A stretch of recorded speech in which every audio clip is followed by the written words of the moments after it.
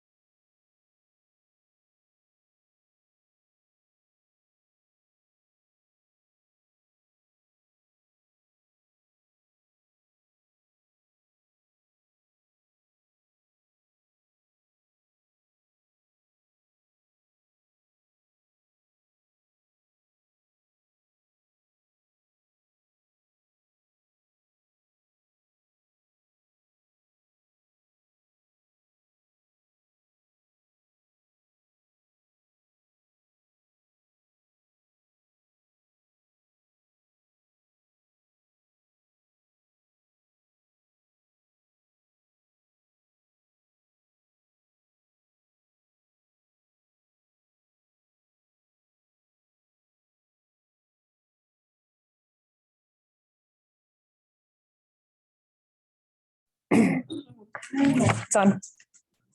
We're rocking and rolling. Alrighty, well, it is a little bit past 6, and so we're gonna go ahead and get started with our last session of our Design Your Succession Plan program. To kind of get things started off, firstly, I just want to say thank you one more time to Dakota Western Bank for sponsoring the meal. I think it's the best supper I've had all week. So I'll let them cook anytime. But with that being said, again, I know everyone here probably is pretty familiar with each other, but we do have a couple different speakers. One is tuning in via Zoom, and then we have 2 here in person. And so what I'm thinking is if participants, we can go around again and you can just introduce yourselves. If you could share with me something that you've gained from the last 2 weeks, as well as something you're still hoping to learn. I've been jotting them down. I know we shared a little bit last week, but I think it's keep reminding me, so we'll make sure that you get what you want to out of this program. And then we have the presenters here listening, so they kind of know what to make sure they bring up when it comes their turn to talk. But so we'll go around, everybody can introduce themselves. I have a 15-20 minute presentation just going over some cliff notes about what we'll be doing tonight. And then we'll start off with, let me make sure I have all the names and everything. But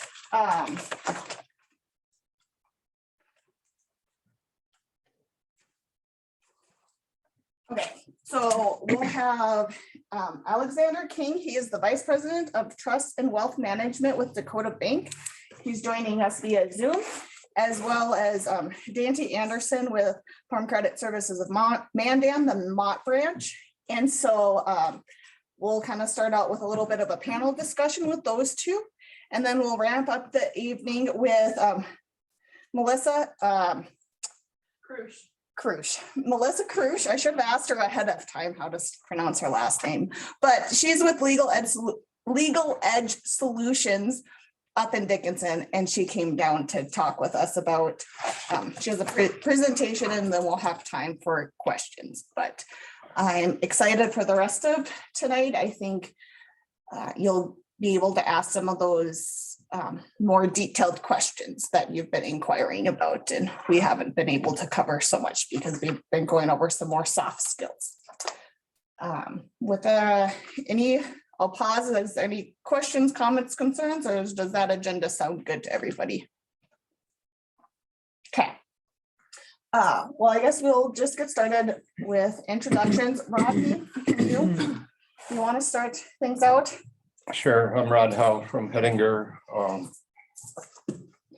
Just picked up some little tidbits on sitting down with your family and different thoughts, even just in the discussions. I think I've learned a lot from everybody's different views and solutions. So hope to learn more tonight. I'm Megan Walters. I live northeast of Lemon. I think what I enjoyed the most was finding out my communication style. I guess I never really thought about it and how everybody's different in that way. I'm excited to get to hear the professionals tonight. And are you wanting to learn anything specific, or you're just ready to be a sponge and absorb all the great information? Cheryl Hagan. Bruce and I have a certain amount already figured out, but over the last few years, but we've never gone to the end gate. So that is one of our goals. But I also want to be a sponge, but I hope I can remember it afterwards. That's where I have difficulty. But yes, these will be, and I've been emailing them out too. But yeah, all the sessions will be available for you to watch and rewatch and share. Okay. And rewatch again. And Dennis Dorner. Yeah, I found out learning some difference between the estate and succession planning. I was more interested in the estate, but it's everybody's stories kind of put some light on a lot of things you don't think about. These people have the experience, so that's been very good. Seth Scogan. I ranch with my mother north of Pettinger. And we did some kind of detailed succession planning with my dad. And starting to do some with my mom, and it's really different. Dad's was kind of, well, he was significantly older than mom, but it was all of his succession planning was after he passed.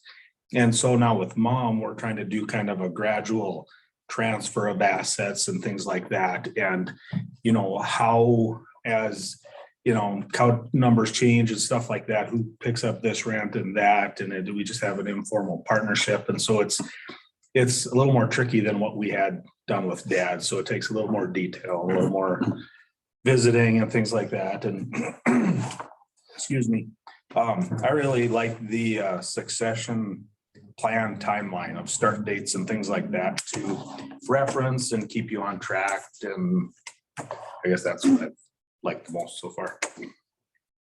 Is there anything in particular you're wanting to get out of tonight? You know, you don't know what you don't know until you learn it. So that's what I found out over the years. So maybe I'll learn something. Sounds like we have a lot of sponges in the room. John Weaver, farm north of Pettinger, about 3 miles. And kind of, we're still making a plan. And we've learned a lot in how to approach different situations. And good. What I want out of tonight, I don't know, I'll be like Seth and what I don't know till I do. You know. Where I'm at. You want to add anything, Pam? You know, I've learned that I've learned that I'm glad that we're not in this alone, because you know everybody's having the same thoughts and feelings and not knowing, and I guess it's been a little reassuring, but yeah, it's Misery loves company. I was thinking it, but I'm but yes, like Seth said, it's you don't know what you don't know until you learn. It's been very helpful. So thank you. Mike Melmer, reader. I learned that I should have started this earlier. You know, I wish I'd have started it 5-10 years ago. I learned that I thought it was kind of cut and dry. Like I said before, I'll have more questions after we're done than I did before we started. Because all the different scenarios have just amazed me. You don't think about things like that till you get into a group discussion like this, and how different things set up, even your talks with your families and who is in it. And so, tonight will be really good to learn about the trusts or the living, whatever, whatever we're gonna, because I know nothing about that. So I'm looking forward to tonight. Thank you. Yeah. My name's Stephen Nash. We're from Ralph or Prairie City or Perkins County, whatever you want to say. And we kind of wanted to take this just to get somewhere to start. And I guess we've got that now. I kind of enjoyed the producer panel last week. It was nice to hear from other people that are just kind of getting started and know that I like that young man from up north. It doesn't have to be right now. It's working for him and his dad to do it nice and slow. So I like that. And tonight, I guess we were talking about it earlier. I didn't see an agenda for what it was, but Ashley said it was going to be the professionals, and I guess we need some coaching on that. She pokes me every month. We don't even have a will. What are we going to do? You kick it or I kick it? So I guess whatever we can get, we'll take somewhere to start. Ashley Nash. I missed last week, but it's nice to hear what other people are going through so that we kind of get the experience, not the hard way. Seems like everything's the hard way, but I am most excited about this professional thing because I don't even know where you begin to look for somebody to do this stuff or to help you along. And it's nice to have a starting place and then move on from there. Perfect, and we're glad you guys could make it here in person, so everybody be nice, okay? Heidi, do you want to go ahead and call on the online people to share? Yeah, I sure can. I will start with Carrie. He's still having some technical difficulties with his voice, but he did message it out that his takeaways are retiring from farm and putting land in CRP and renting to neighbors. What type of land ownership results in least amount of legal headaches for my two sons who will be inheriting the farm? They will not be farming, but will probably maintain ownership and then trust versus other entities, etc.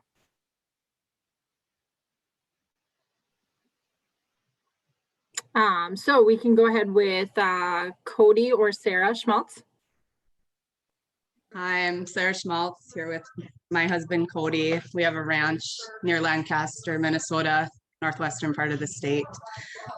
Cody's parents are looking towards retiring, so we're to the beginning stages of farm transition, and it's all been new to us, so it's good to have the exposure to it, and as we move forward, hopefully be more prepared and when it comes time for us to transition to our kids as well. All right, we'll jump to Rhonda Knutson. I guess have been really enjoyed figuring out where to start. My mom owns land. It's in a living trust, but I don't know exactly what that means either. I don't know that she knows exactly what's going to happen. There's 3 kids in our family. My younger brother farms it currently, so he assumes he's getting it. I don't know that that's still, final plan. So I'm looking forward to tonight to see what some of the professionals have to offer for options, as I hope to take this all home and share it with them and figure out what the best direction is to keep as much peace as possible. All right, Tyler or Mackenzie.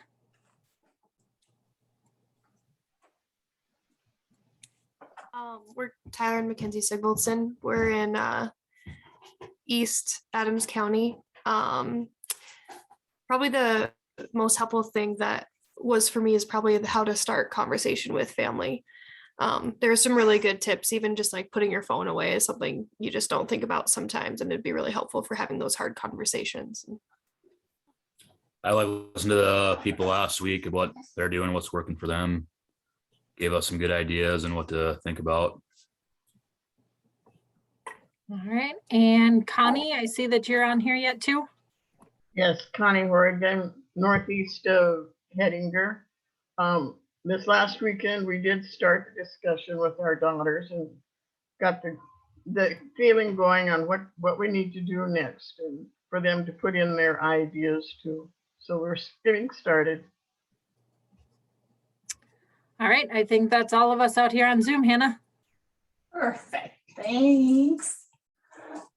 Okay, well, thanks for sharing, everybody. I'll just pull up the PowerPoint. Heidi, can you enable me so I can share my screen, please, and thank you. Mm-hmm.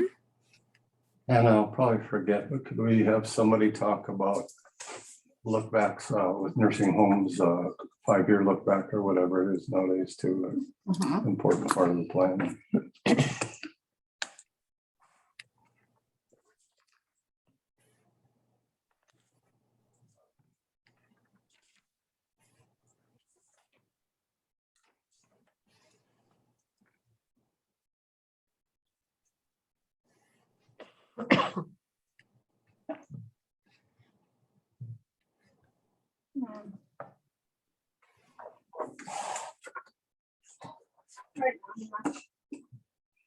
Okay. Okay, cool. Share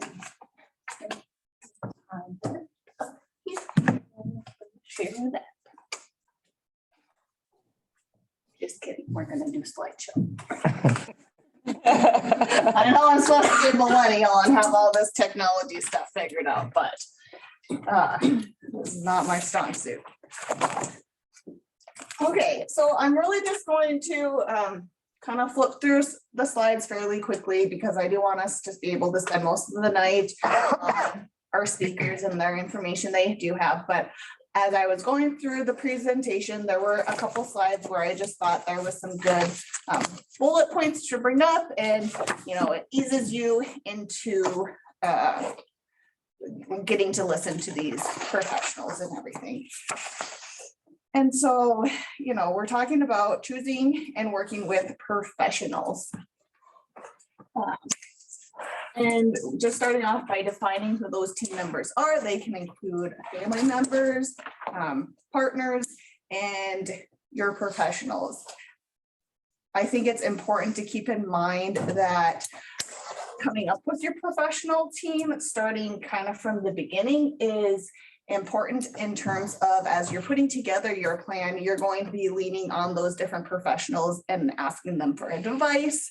It doesn't mean you have to follow their advice or anything, but I'm somebody that before I even put together an event, I'm calling up so many people. I'm asking producers, like, what are topics that you want to know about?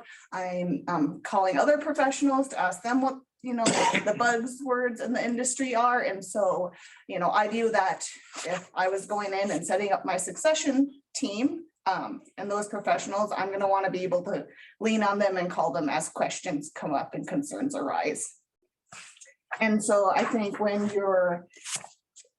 this next slide kind of talks about some things to be aware of with professionals. Of course, you don't want somebody who's going to offer a cookie cutter succession plan. As my parents were going through this process, there were a couple individuals that as they talked with different people, they heard some stories about, well, this professional, they just did this for me and it really didn't end up working, but they didn't listen to me as I was saying this isn't going to work for my operation. And so, making sure that it's not one shoe or one size fits all when it comes to succession planning, right? You want to make sure that they don't have they're not trying to sell any personal products, right? They're not pushing products on you that don't fit your needs. And again, just making sure that they have their listening ears on, as I like to tell the first graders, right? That really applies to adults too. Don't let them talk over you because they've had more experience with it, right? At the end of the day, it's your operation and you got to make sure that what you want to happen happens, right? Of course, making sure that they're not pressuring you in one direction or another. My dad, he always says, if I ever get to the point where I can buy a brand new car off the sales lot, he's like, Hannah, if you're feeling pressured, your go-to line can be like, well, give me 24 hours. I just need to think about it. And as they say, well, that car could be gone or those interest rates could go up tomorrow. A great response is, well, if this is what God wanted me to do, that's not going to happen. So I always kind of I thought about him as I was going through these slides and everything. And of course, I think I've emphasized it enough, but you really want to make sure that they're listening to you. And I think a fifth line that I would also add on there is making sure that they share similar values as you do. Again, thinking about my parents, they had listened to somebody talk about succession planning, and what they really encouraged producers to do was sell their operation to the next generation at market value. They pushed the idea of then you could buy a retirement home down in Arizona.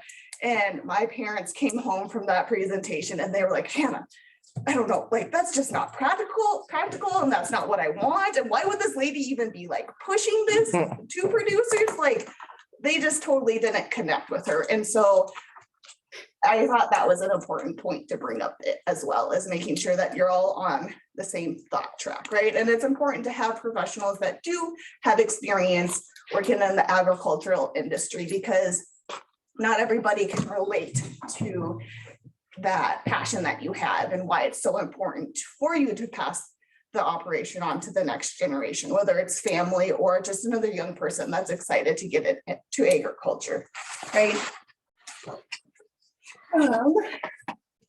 So then just touching on professional fees, this is an important discussion to have right up front as you're working with different individuals is how much is it going to cost? How are they going to be charging you, right? Is it going to be an hourly rate? Is it going to be a fixed fee per service?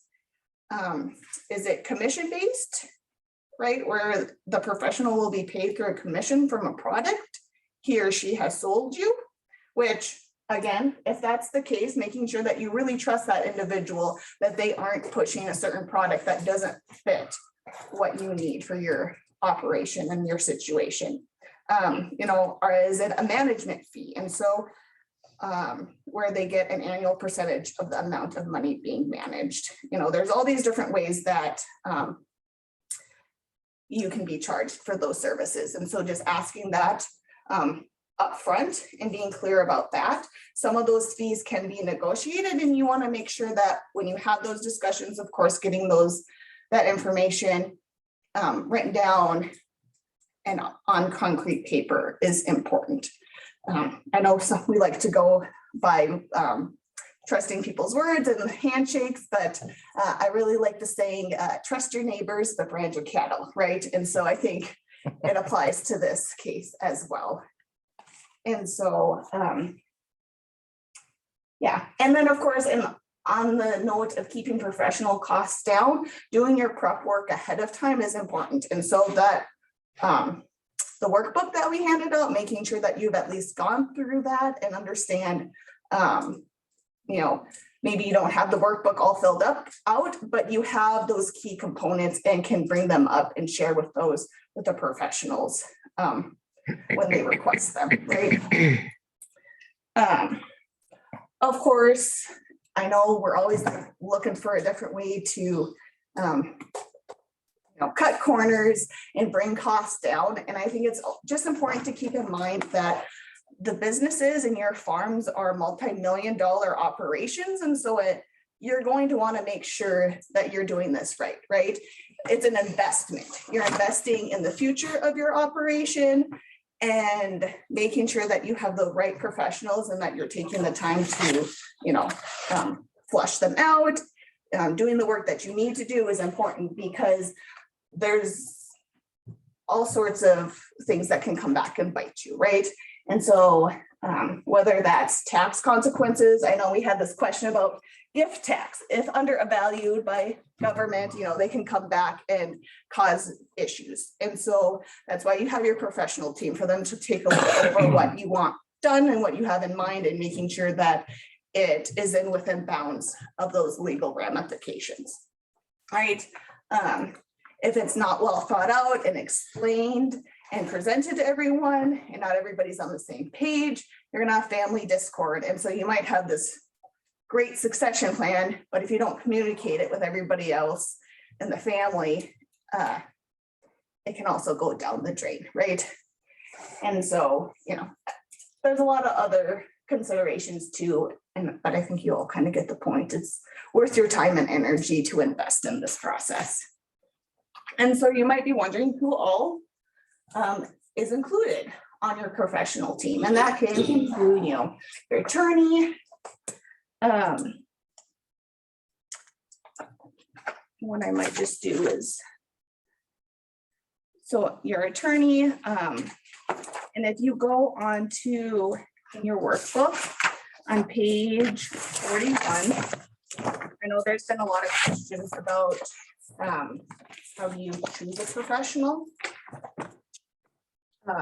And that there's a list of questions that you can ask to kind of help you in that process and everything. And so I wanted to make sure I pointed that out to everybody. A lot of times, it's also up to you if you want to be like word of mouth, if you want references from other people, maybe you're able to connect with somebody that has a similar vision as you do. And so you can pick their brain about how they set it up and the professionals that they worked with. We also Anna, we have a question out here on Zoom. Sure. This is related to the professionals. Is there any professionals within Adams County who can help succession plan or doing like the legal work? And which like area? Well, now that they can see the list of kind of what do you want on your professional team, Tyler or Mackenzie, are you still looking for like specific businesses or somebody specific? Yeah, I mean, we can, like, I know that we have accountants and insurance and bankers and stuff, but we're probably looking more for like the attorney side and a financial planner side. Are there any of those within Adams County that would be able to help with succession planning? I know we have the state's attorney, but I didn't know if he dealt with like succession planning. Well, and I mean, if somebody in the room would like to share a positive experience that they've had, you're definitely more than welcome to. You know, from the extension side, I can't, recommend one person over another. I will say that we have this list of certified succession planners. Is it on page 21 in the workbook? I have extra copies, and so I can make sure to leave, if that isn't in the workbook. No. Okay, well, what I can do is, I'm gonna be sending out some books later this week, and so I can make sure to include this printout to everybody online, so that when you get this book, there's the certified succession planners. Well, these are just individuals that have gone through the farm and ranch succession planning workshop. We have one here with us tonight and everything, and so you'll have an opportunity to pick Melissa's brain a little bit as far as what that process looks like. If you want to just hand these out to anybody who would not. Hannah, there's a copy in the back of The binder, is it the most up-to-date one?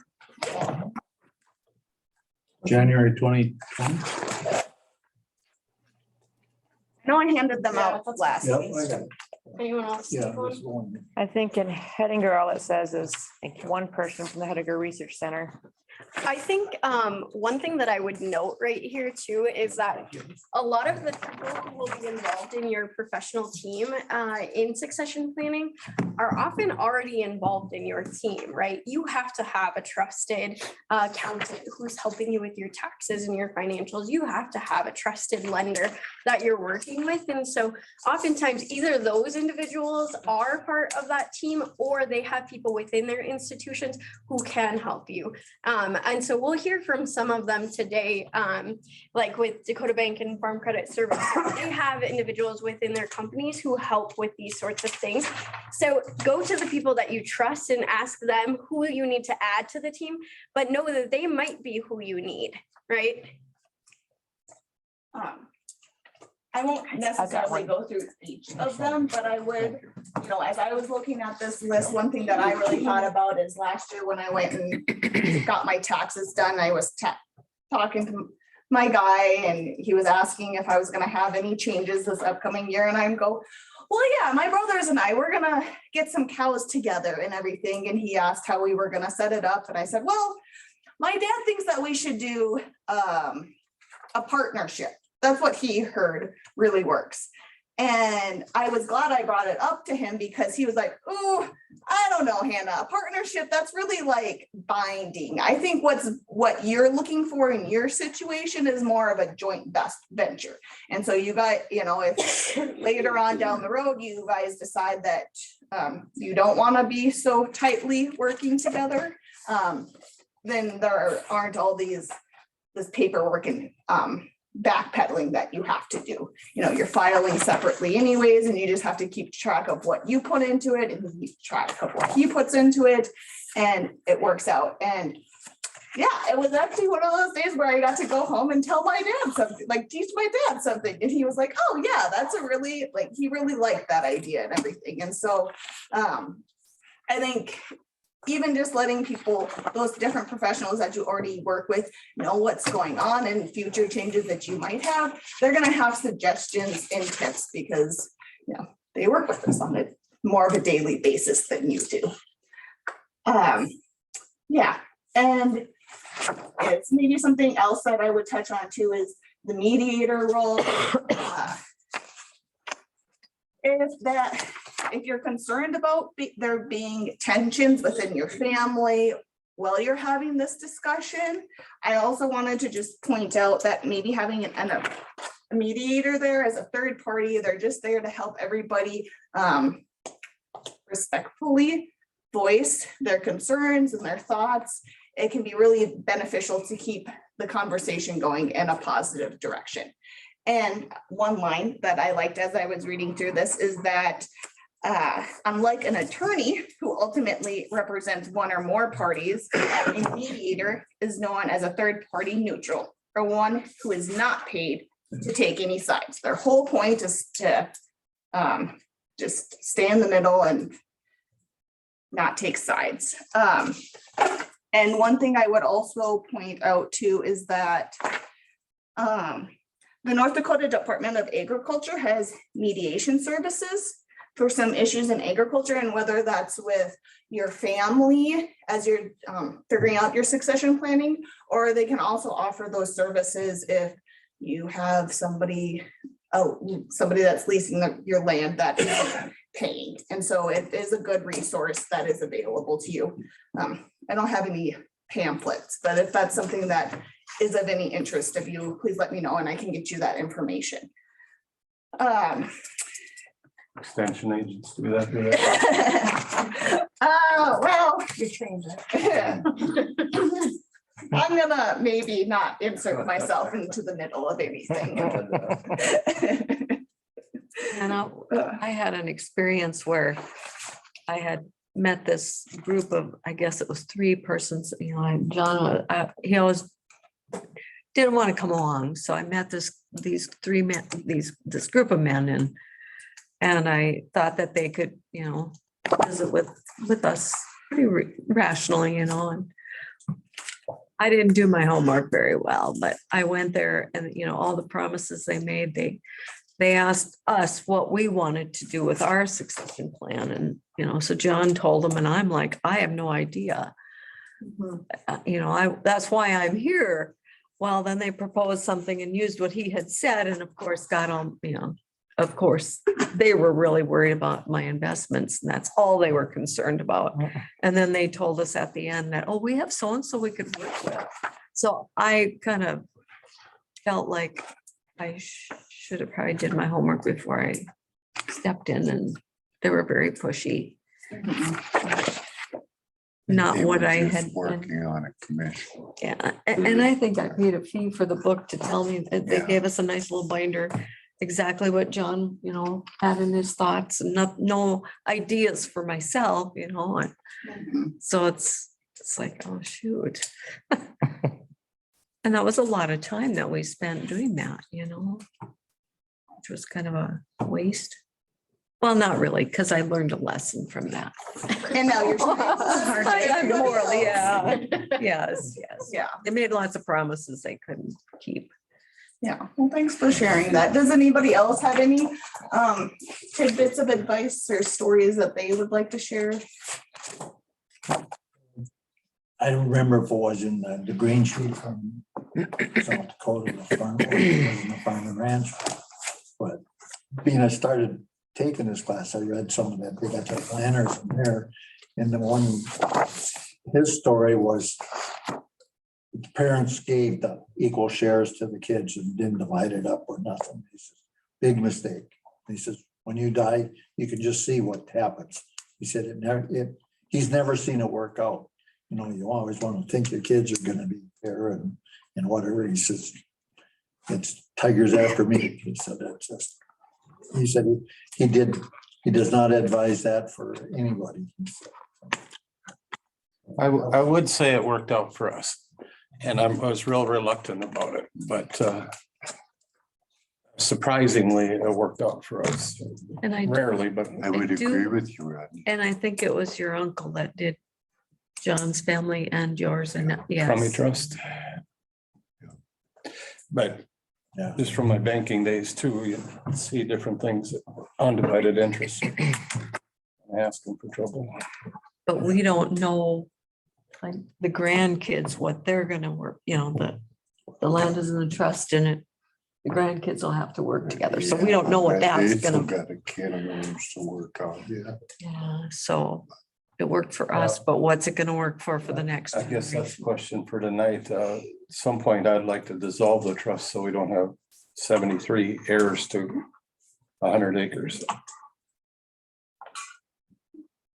Yeah, Well, and I think one thing to keep in mind too is if that's what you decide to do, you also have to remember when you're not around here anymore, there's nobody to play referee, right?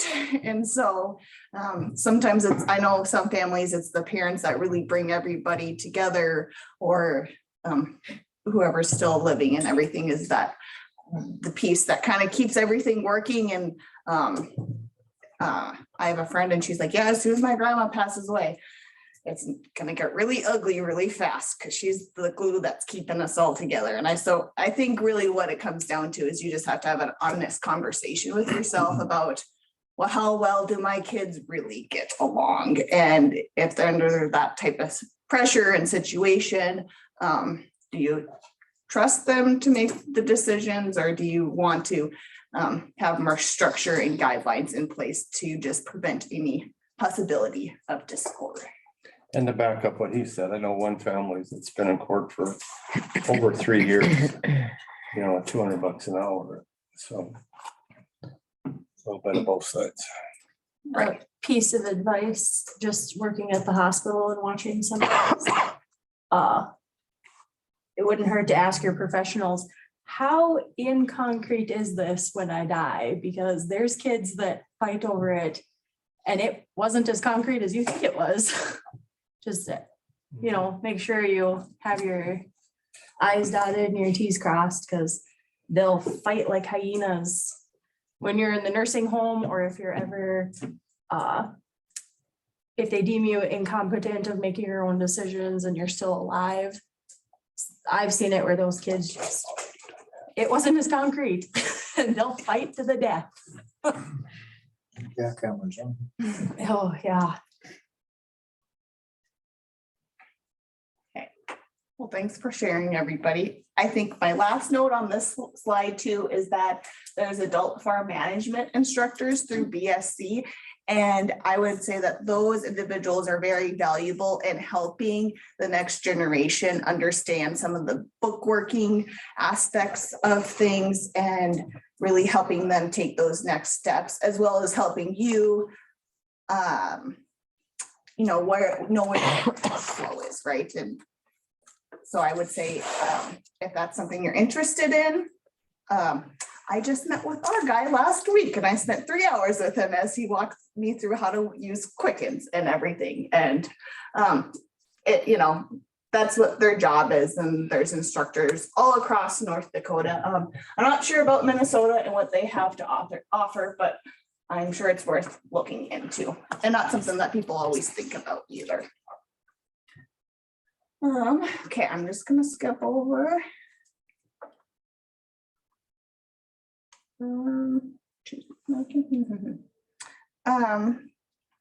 Like I said, when you're choosing professionals, looking for experience, there's that list of questions that I pointed out on page 41.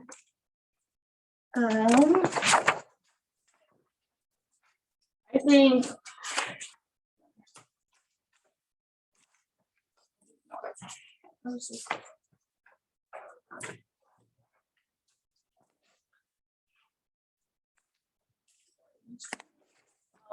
okay, I think this is a good slide that it just summarizes all the different parts of a succession plan and making sure that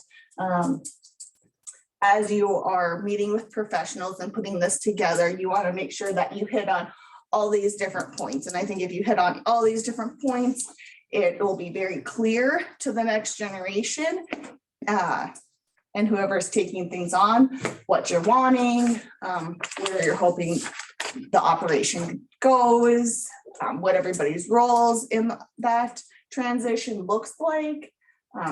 It'll talk about how you want that transfer to happen over 5 years, 10 years, 15 years. And what different legal tools you're going to utilize to transfer it on to the next generation, right? It's going to talk about the financial plan, who owns the debt, what are, does the place cash flow, where are the holes, and just a black and white statement so that the next generation knows what they're stepping in on and walking into, right? Aaron touched on it, I think, really well last week when he mentioned that he has a friend that, he doesn't go to the insurance office when they're doing their different claims. His name isn't on any of the land, and this individual has been home helping his dad out for 3-4 years and everything. And so, but he's really just labor, and he doesn't, if his dad were to pass away tomorrow, he'd really be up a tree. And that's a control issue there and everything. And so just being willing, I just want to hit home how it's so important to take that time to mentor the next generation and who you want to take on, and making sure that, you're answering their questions, you're including them in the different meetings that you go to throughout the year, and you're not hiding anything from them, because once it's their turn to take over, if they get blindsided with stuff, that's really going to set your operation back, right? And I mean, I think it's everybody's hope that they want to see their operation continue forward and to be successful, right? You never want to be the generation that loses the ranch or the farm. And so let's set up that generation to be successful. It talks about retirement, the retirement plan and what that looks like, the estate plan, and whatever supporting documents, and really making sure that once you have this plan completed, I think Ashley touched on it really well, is making sure that it's concrete, it's solid, your I's are dotted and your T's are crossed. And that's really where that professional team comes into play. And you get your money's worth out of it, right?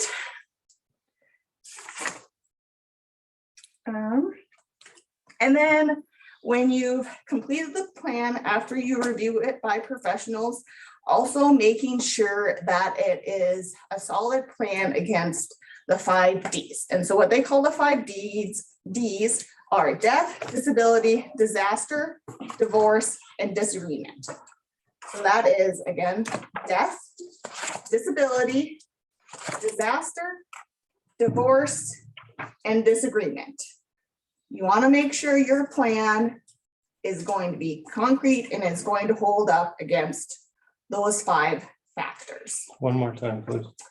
Death, disability, disaster, divorce, and disagreements.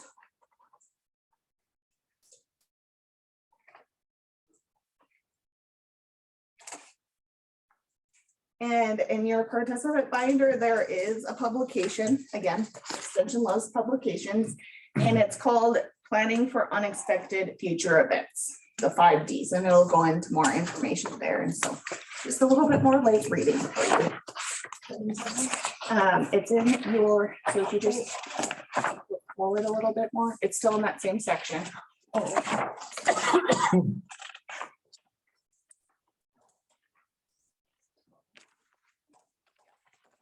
Can I just show everybody? So yeah, it's the 5 Ds. You guys can, I guess you guys can't see it on virtually anyways, but anyways, like I said, some really good reading material, and I would definitely encourage you to make sure you go back through it in your binders. Definitely did not save any trees in the printing of those. I would say those were kind of the bullet points I wanted to make sure we covered before we jumped into our panel. Before I move on, are there any comments, questions, concerns?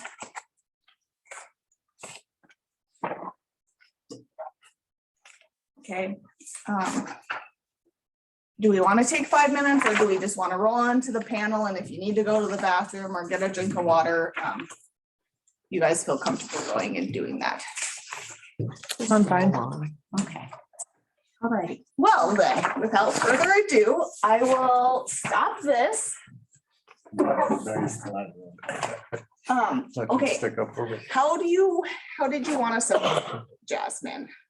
I think if we can have Dante, we probably want you sitting at the front, just so people on Zoom can hear and see you while you're speaking as well.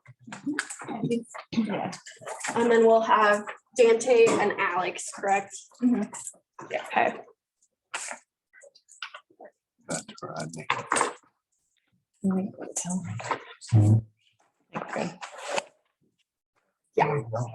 Yeah. Well, I'm just over here, like spread out.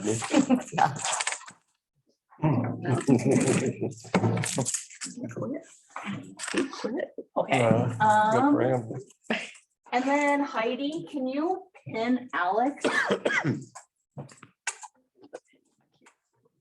Jasmine might try to pin Alex. They're pretty good.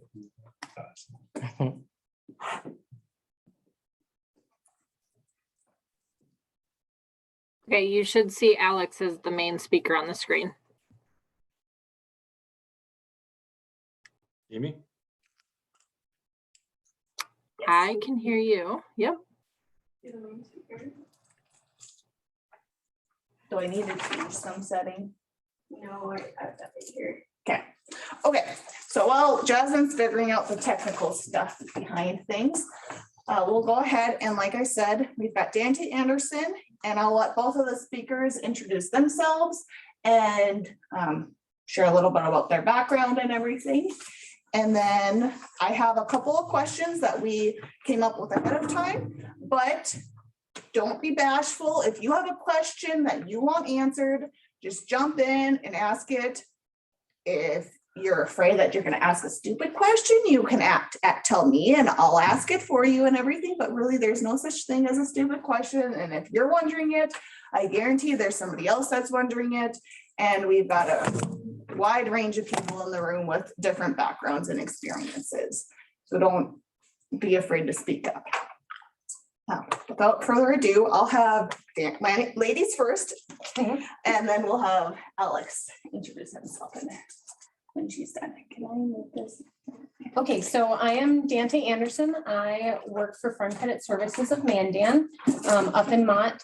Just a little bit about me for the professional side. I've been in the banking industry for a little over 10 years. 6 of those have been on the lending portion of that. So that is what I do right now. I'm a loan officer and the branch manager up in Mott. So that's kind of my specialty. On the personal side, I've been involved in production agriculture my whole life. When I was 1 year old, my parents gave me a lamb to start my lamb flock. And so we got to grow that. And then as we grew that and saved money, then we could get into the cattle side. So I've been doing that my whole life. And with that, I had 4-H FFA growing up. And then in 2018, as part of my parents' succession plan, they decided to start an LLC because I have 3 sisters and we all wanted to be involved in the ranch. And so my parents decided an LLC was the way they wanted to go for that succession planning. So I have a little bit of that background as well. So if you have any questions on that side, let me know and I would love to discuss what we decided to do as a family. So. Is that Darling Creek? It is. Okay. Okay, Alex, you can go ahead and introduce yourself and share a little bit about your background. My name's Alex King. I'm located in Aberdeen, South Dakota, Northeast South Dakota. Work for Dakota Bank in the trust department. My background, I attended law school. I've never practiced law, so I can't necessarily answer all your legal questions. My dad's an estate planning attorney and my younger brother just started an estate planning practice himself. So I have contacts within that world, I suppose. But yeah, I manage the trust department at Dakota Bank. For a time, I worked for a financial planning firm based out of Aberdeen that does exactly this type of work.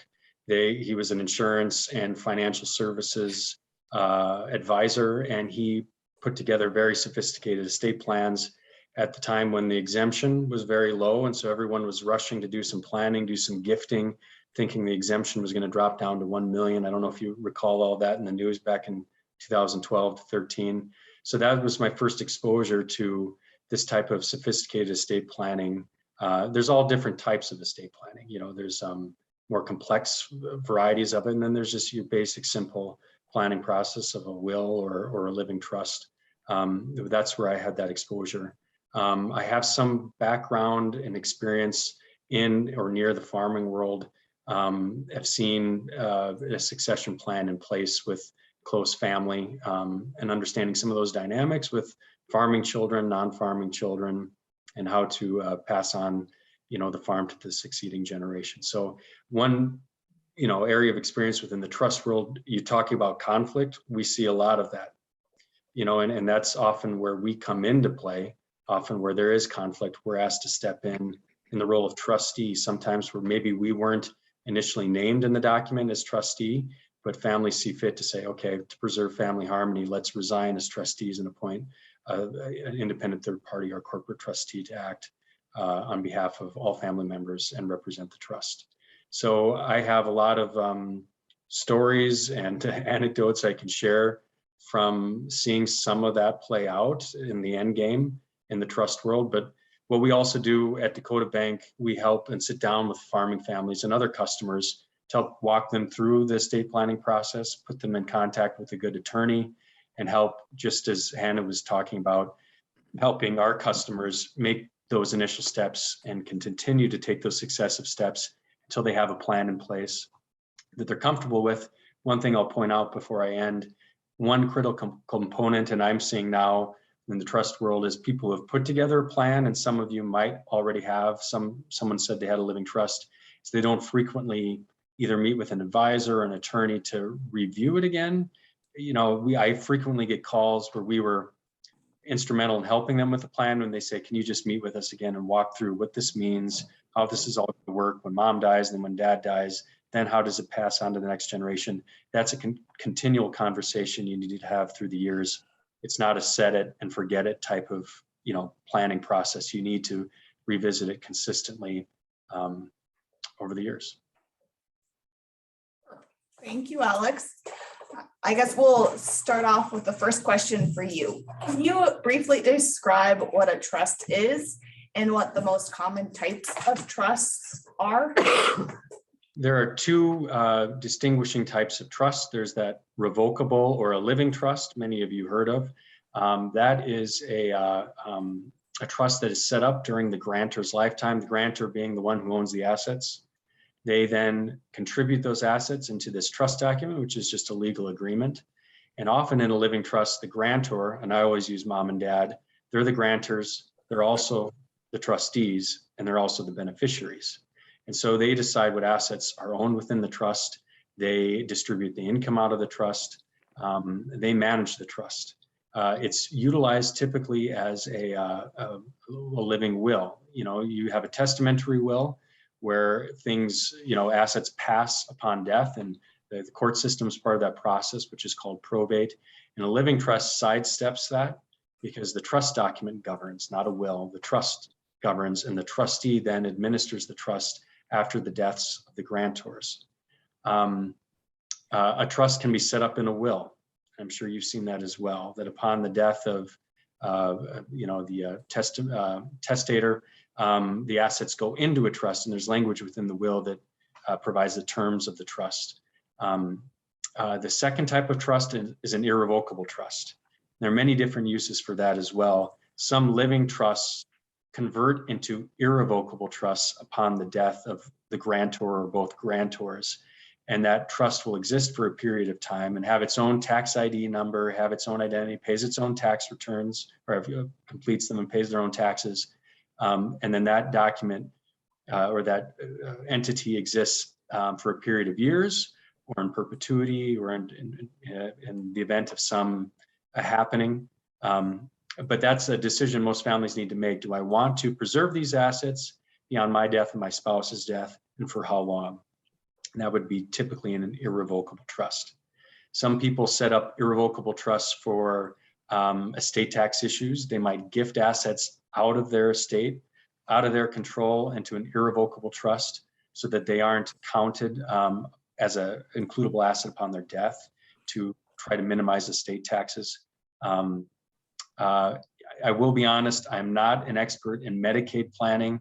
That is a hot topic where people like to set up Medicaid type trusts to protect assets from being seized by, or, you know, by a nursing home in a Medicaid event. That's kind of a sophisticated form of planning that attorneys need to be pretty up on the law as to what qualifies, you know, what provisions would fall within those standards to protect assets from Medicaid, but an irrevocable trust would serve that function as well. Can you dissolve an irrevocable trust? Some of the, say the kids or the grandkids or whatever. Yes, you know, if there is, I think there are South Dakota statutes that in the event that the trust ceases to really have any practical effect, and I think what I heard earlier is what 70 grandchildren over, you know, trust or beneficiaries of so many acres, that would be an event in which you could petition a court that it's impractical to continue the trust under its current terms and request the court to dissolve it, in which case they would then make a distribution, undivided interest. And that's where it gets tricky. You know, as we were talking about before, it's hard to please everyone when you own a 1/70th share of a quarter. But that's how a court would handle that situation. In trust documents, if it's planned properly and drafted properly, there'll be language within the trust as to how to dissolve it, where the trustee may have the authority to distribute out all the assets to the trust beneficiaries and dissolve the trust under certain circumstances. So it is possible. The thing is, within the court system, you know, if you petition a court, you know, the courts have quite a bit of power. And so that, you know, there's always a legal solution. It's not always the least costly, but there are some instances where trust can be dissolved. But when you set up a trust, that's a critical component. Do you want to set it up in perpetuity? You know, because I don't know rules against perpetuity in North Dakota, but in South Dakota, we have the rule against, or we've eliminated the rule against perpetuity. So trust can last for multiple generations, and sometimes that's the grantor's intent. So it's imperative in how you draft the document. Sounds like you need a lot of foresight in that situation, right? Right. I think it's a big practical issue. When I talk with people, it makes sense for mom and dad to maybe pass the assets down into a trust for the benefit of their children for their lifetimes. There's some benefits there because if the trust owns the assets, that first generation, those assets can't be seized in divorces. They can't be claimed for Medicaid purposes. They exist outside the ownership of the beneficiaries. And as long as there's no mandatory distributions, beneficiary distributions are dictated in the trust, there's a lot of protections provided in that structure. But practically speaking, when you've got 12 grandkids, it becomes impractical. But they can continue for the grandchildren's generation, but then it becomes even more impractical for the great-grandchildren. But often, if land is distributed outright in undivided shares, you can petition a court for a partition action, in which the court then divides up the quarters amongst the beneficiaries and equal allotments, and then with cash payouts from one beneficiary to the other to equalize. So there's a solution to that as well. It's not always the most ideal, but there's a workable solution there too.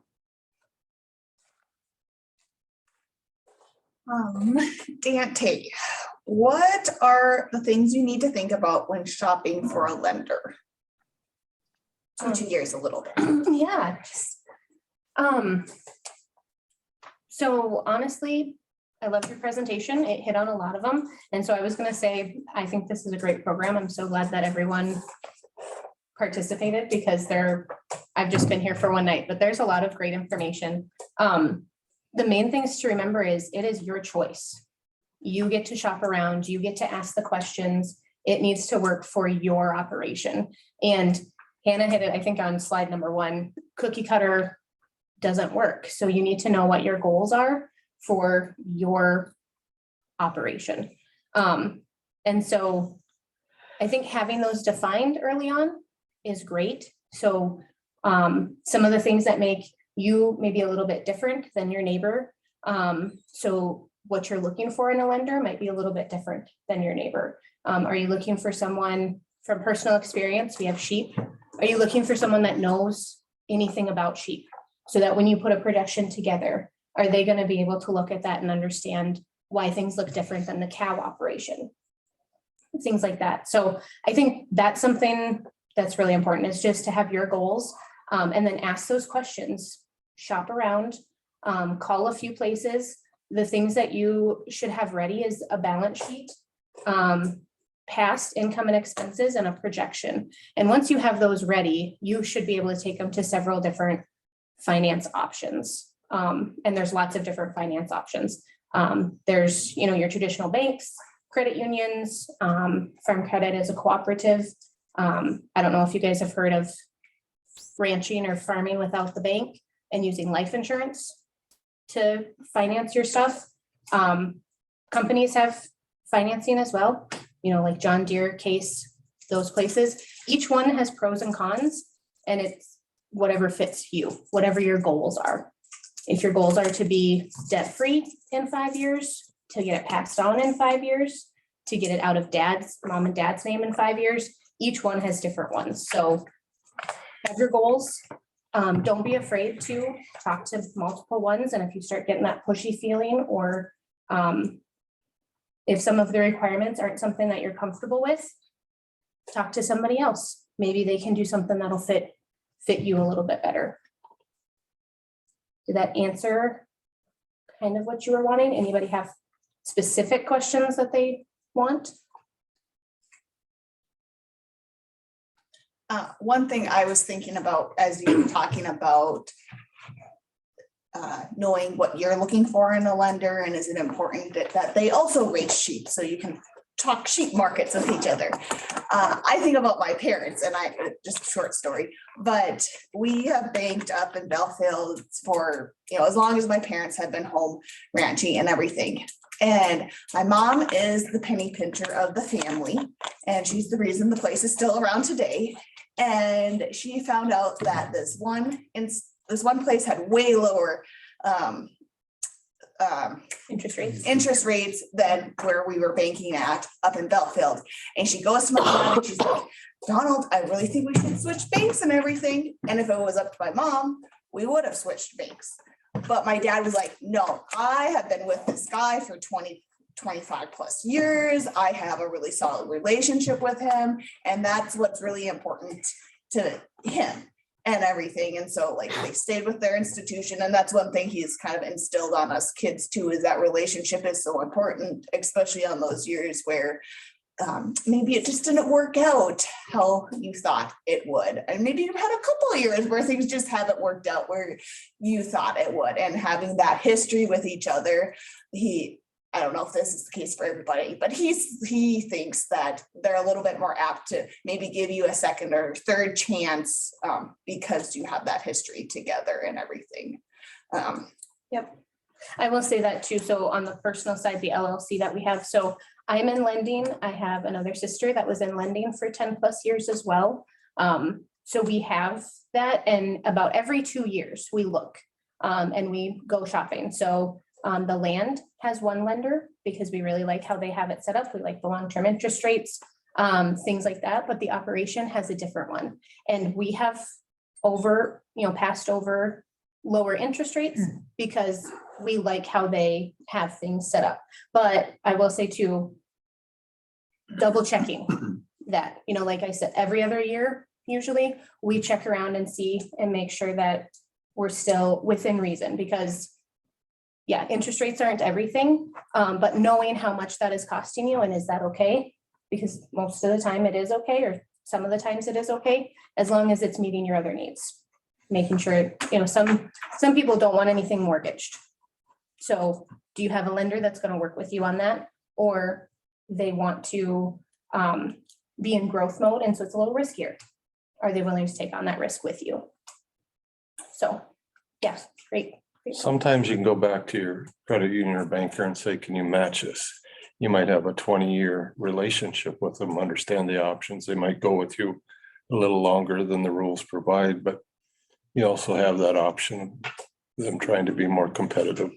But interest rates goes up and down, and you can find at any given time somebody that's cheaper, but not always the best. Very true. Going back to Alex for a moment, earlier when you were talking, you mentioned how that a trust takes the place of a will. Can you explain how trusts differ from will a little bit more? The essential difference is the probate process. You draft a will, the attorney drafts the document, and they're essentially the same. I mean, there's other features that a living trust can provide. You can put some buy-sell provisions in trusts. You can give someone the authority to step in the place of a current trustee if the trustee becomes disabled or incapacitated to take over the management of those assets. You need a power of attorney in that instance if you just had a will plan.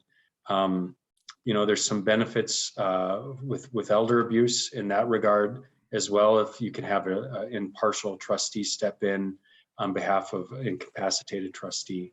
But the difference between the two essentially is privacy, not to have to go through the probate process, which can be long and drawn out. A trustee has the power then to distribute the assets according to the terms of the trust, whereas a personal representative would have to be appointed to an estate and divide out those assets and get court approval for doing so. So it's really they're just two different ways to pass assets on to the next generation. Again, the benefit of a living trust, as well as you can title all your assets as you purchase new assets. You title them in the name of the trust. That can include vehicles. Beneficiary designations of maybe life insurance policies can be titled in the name of the trust. Anything that you can title in the name of the trust or title in the name of your intended beneficiaries, avoid the probate process. It's just one last step or one last asset that needs to go through that process through the courts. A living trust is amendable. While the grantors are alive, they can always amend and revise the trust. Again, with the will, you can do the same. But assets can be interchanged and with just the stroke of a pen of the trustee. So whereas a will you might own certain quarters, and name specific parcels to be passed on to certain children upon your death. Well, if you sell a quarter or purchase a new quarter, those are no longer specified in the will, and they might fall outside of the provisions of the will, and how the residuary component of your will would be divided maybe perhaps amongst the 4 kids, or I'm just making up facts here, where that might fall outside of what your intent would be. So that's always the critical part, is that, people set up a trust or even a draft a will, and that they purchase new assets, or they no longer own assets, and the division becomes unequal. And so that's always important to revisit these estate plans and just make sure that assets are titled properly. Circumstances haven't changed. We see, planning that was done 20 years ago when kids were in high school and you were farming is completely different when you have a farming child back. You've got a couple kids off the farm, and you find that the value of your estate has increased considerably over the last 20 years, and it makes you start to reconsider how you want to treat the different children. And a trust, especially a living trust, can, as I say, easily be amended and adapted for changing circumstances.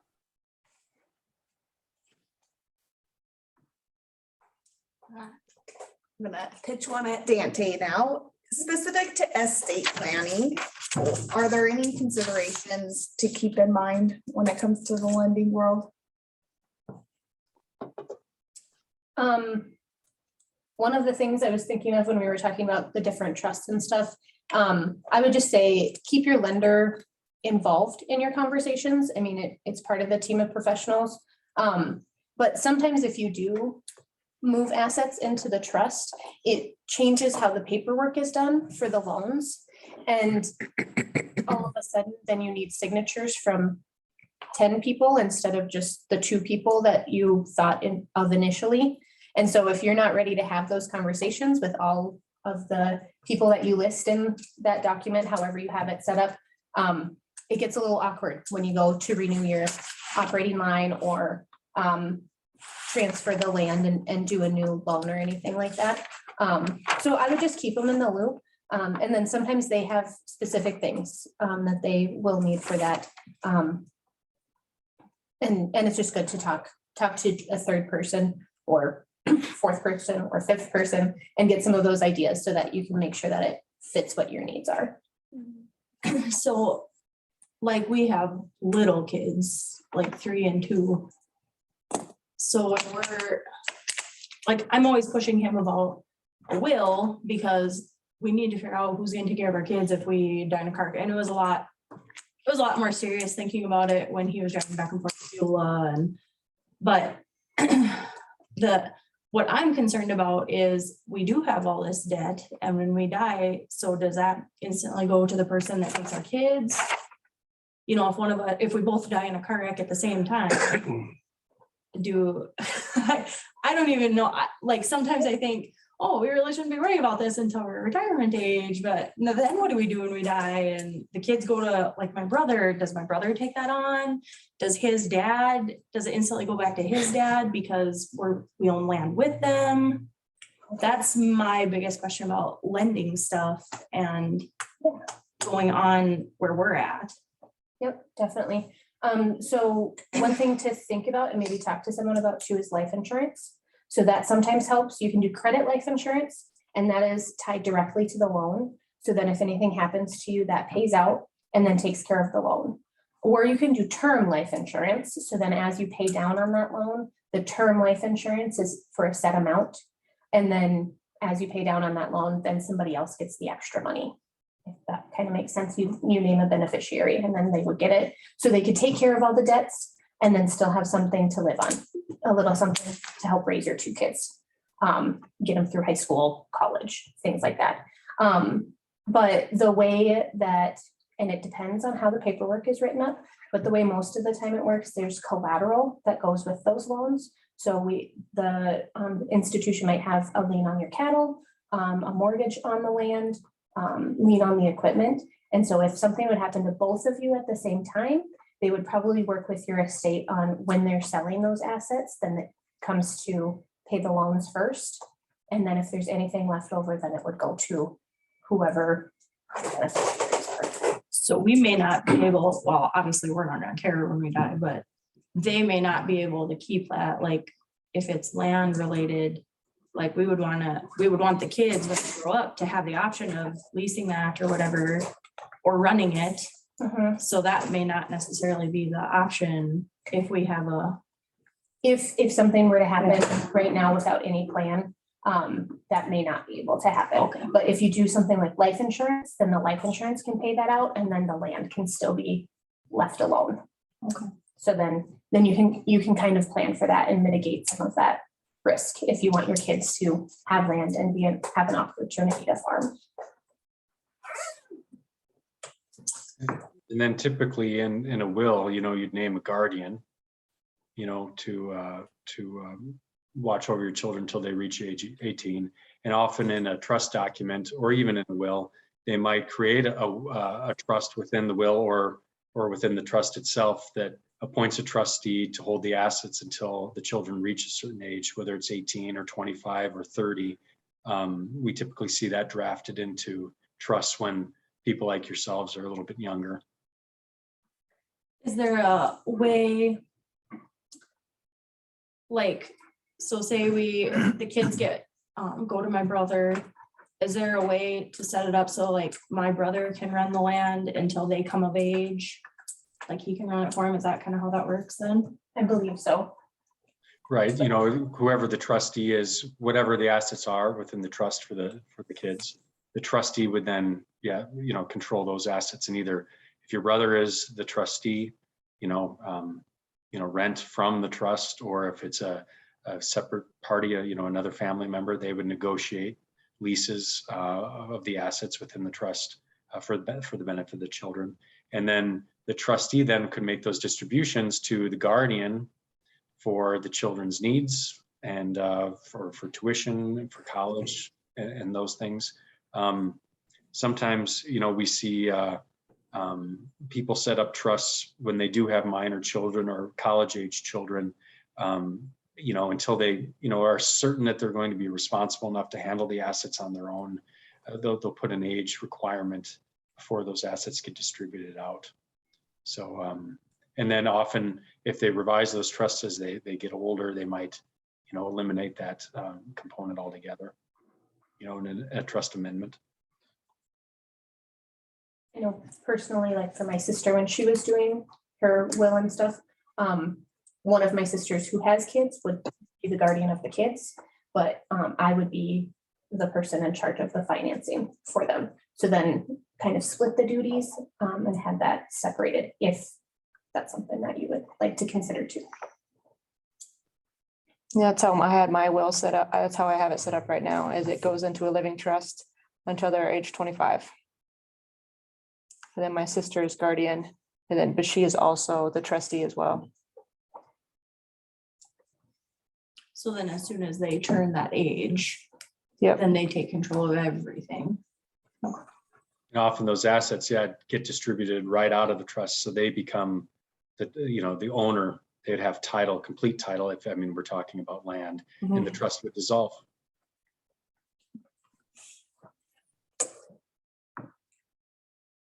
What we see sometimes too, some of our trust accounts that we work with, like a mother and a father will set them up for their two children, and one is the responsible child and has had no issues with their finances, and the other child, has struggled either to maintain a job or have been in and out of relationships. And so, they'll divide assets, and these assets go outright to this child, and these assets are held in trust for their benefit for their lifetime. That's another common thing we see.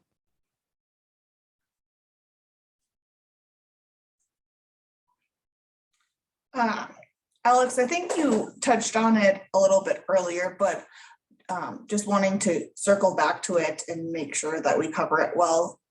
But do trusts avoid probate and estate taxes, or are they still subject to these? If your assets are, if there are no assets in your estate, so that's where I was talking about titling. Like if you have a vehicle still titled in your name, that would have to go through the probate process. So PR, personal representative would be named. They would then be just, have papers to then the authority to sign over the title of the vehicle. That's a very simple process. There are simplified probates in several states. So it's not the end of the world, but the ideal is to avoid it altogether by having your beneficiary designations, naming either your living trust or specific individuals. All your bank accounts have transfer on death provisions. Your personal, your personal items, you either have an addendum to the trust that outlines where those personal property items are to be, who they are to pass to, or if they're divided amongst the children equally. So anything that is titled in the name of the trust or has a transfer on death or provision avoids the probate process. Any of those question marks where it's like, oh shoot, dad still owned his truck in his name, or there was that bank account that mom set up that was still in her name, those would have to go through the probate process to then be passed out of the estate to the beneficiaries. But there are simple things called pour over wills. I don't know if you've seen those, where people will have a living trust drafted, but then also have separate pour over wills that say any assets that remain in the deceased estate pour over into the trust. And that's a fairly simple process of, again, a simplified probate where they identify those assets, a personal representative then transfers them into the trust. But it speeds up the process considerably when assets are titled properly to pass on, by law, essentially. So typically what a trustee would do is they would have acquire a death certificate for the deceased, and then maybe, get a certificate of trust, which is just a one-page document drafted by their attorney stating that the grantors are deceased. The acting trustee is now so-and-so, and they have the authority to act on behalf of the trust. And then the trustee goes around and gathers the assets, whether their bank accounts, takes them to the bank or to their insurance company or their investment advisor, and gets those assets the information change where the trustee now becomes this individual, and then they have authority over the assets.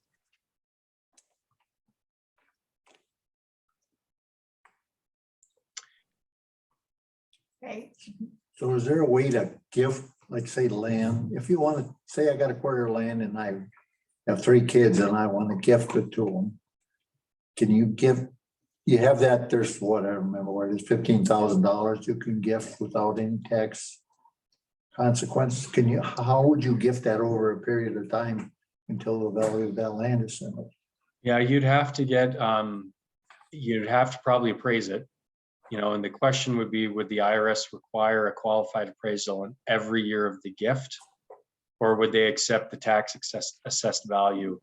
I think, to play it safe, you'd, work with a CPA to make sure you're deeding over fractional interest well below that 15,000. Well, you get the combined between yourself and your spouse to do a joint gift of that 30,000. But you would have to have some value, determined by, a qualified appraisal to do that incrementally. But you're not obligated to file a return if it's underneath that amount, a gift tax return. You're not obligated to do so. Well, how do you document that you did, that it was gifted, that portion was gifted to them every year until the whole thing is gifted? Well, you could probably get a qualified appraisal, work with an attorney to determine what a fractional interest to deed each year to stay within that threshold. And then maybe confer with a CPA, in terms of what, in terms of IRS audits, what passes scrutiny. But I've heard of people doing that incrementally. You still have your estate tax exemption, your lifetime exemption, what's at 11 million now per spouse. So, if you feel your assets are well under that amount, now would be the time to use some of that exemption. I was more thinking of protecting it from the Medicaid portion. I know that's got to be done 5 or 7 years. They can go back 5 or 7 or something like that. But if you wait till you die, then, or till you get in a nursing home, then you're kind of behind the game. And Melissa with Legal Edge Solutions, she'll be able to speak on a lot of this stuff too as well. So, yeah. Is she available today? Yeah, she's here. So she's presenting after everybody's done. I figured she'd be a good wrap-up person. So if you missed anything, she'll be able to wrap everything up in a really pretty bow and make sure that we don't forget anything. And she can correct me. Rocks. I will.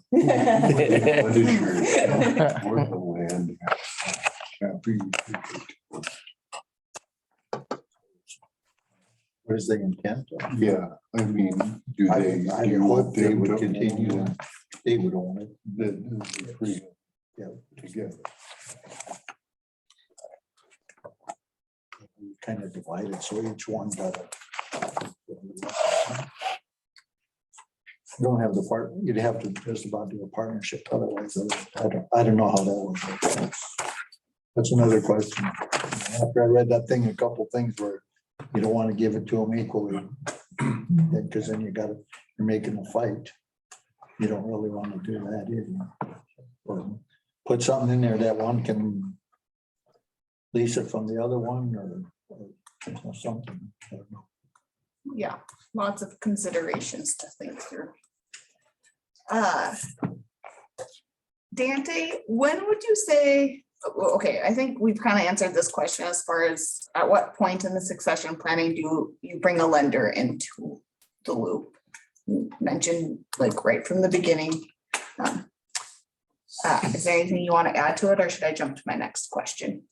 I would just add, depending again on what your goals are, but I think having a good relationship with your lender so that you can talk over things is always great because little things pop up here and there and they do get to see a lot of different operations and experience different ways of doing things. And so if you're talking through something, they might have had a similar situation that they could kind of talk to you about and say, so this is what popped up one other time when I heard of somebody trying to do this. Is it something you've considered? And is that a risk you're willing to take? Or is it something that doesn't apply to you because your children are younger or your children are older? So that's not something to worry about. So I would say, along with all of your professionals, just keeping them in the loop on what you're thinking about and some of the ideas that you have and you're throwing around is always a good idea. So. Okay. Well, on that one, these two questions are kind of similar too, but just talking on how lenders fit into your team. And do you feel like you've covered that pretty well too? I think so. I did enjoy the extensive list of people in your team because lenders can play a couple different roles depending on what their passions and expertise are. So just because you might already have that in your team, like Jasmine had said, and not every lender is going to have the same expertise. So one might be really good at marketing, and that's great. But then if they're not as strong in something else, it doesn't have to be coming from your lender to have that part of your team. Your accountant might be very good at watching your earned equity and seeing how that goes year for year. Or it might be that your lender is really good with succession planning and stuff like that. And so then maybe your accountant doesn't need to have as much involved in that, things like that. So just because they're not as strong in one area doesn't mean that you're not getting that from somewhere else in your team. And so that's something that you got to kind of manage too on what your goals are. What is missing, what holes are missing, and maybe your lender can fill those shoes that aren't as typical for your lender. Kind of makes sense. When we talk about succession planning, we're talking a lot about having this big team with all the professionals that you need. Do either of you have any advice on what communication looks like between professionals? Are you able to communicate with other professionals on someone's succession planning team, or do they have to manage that? And do you have any tips for how to keep everyone in the loop and who's on the need to know and who's on the maybe doesn't need to know list? I can go first. There can be communication across. I always make sure I clear it with the customer first though. So we do work with some people that do succession planning, estate planning, life insurance, things like that. And many of them want to take a look at your balance sheet just to see where we're at, how the debts stack up against the assets. And things like that. But if I ever get information, get an email asking for that, I want to get your permission first. And if anything changes, I want you to let me know right away too. But there can definitely be that because we are all on your team and hopefully helping you reach your goals. And so I think cross communication is fine, but it is up to you to kind of manage that. I mean, we can email back and forth, but I want to know who's still on your team because again, it's your team. You can switch. You can switch lenders, you can switch accountants, you can switch tax people. You can switch if they're not helping you meet your goals. So to keep us in the loop and say, well, I'm not working with that person anymore. This is actually who my accountant is. They'll be reaching out to you for information. I give you permission to do that. Might have you sign a form just to have it in file. But it's your team. We typically do if we're working on from the planning side, meeting with bank customers who haven't begun their succession planning or have had some prior succession planning done and want to review it.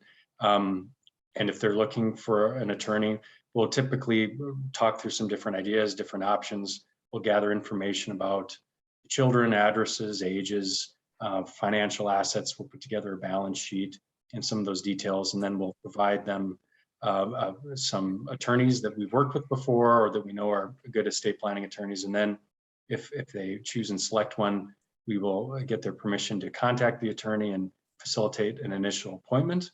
We don't attend it, and then with the consent of the customer, provide the documents that we've gathered and any prior planning documents that they had completed onto this new attorney, and then check in with the attorney to see how the progress is going and just encourage the client to see it through. But that's where on the planning side, where the relationship essentially is transferred on to the attorney, and then they might reach out to the tax accountant as needed.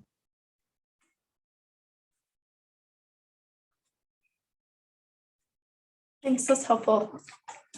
Does anyone have any other questions?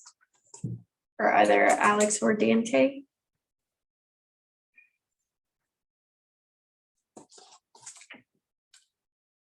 Are either of you willing to answer questions after the fact if we were to share your contact information? Definitely. Yep. Sure. Okay, fantastic. Thank you guys very much for letting me participate.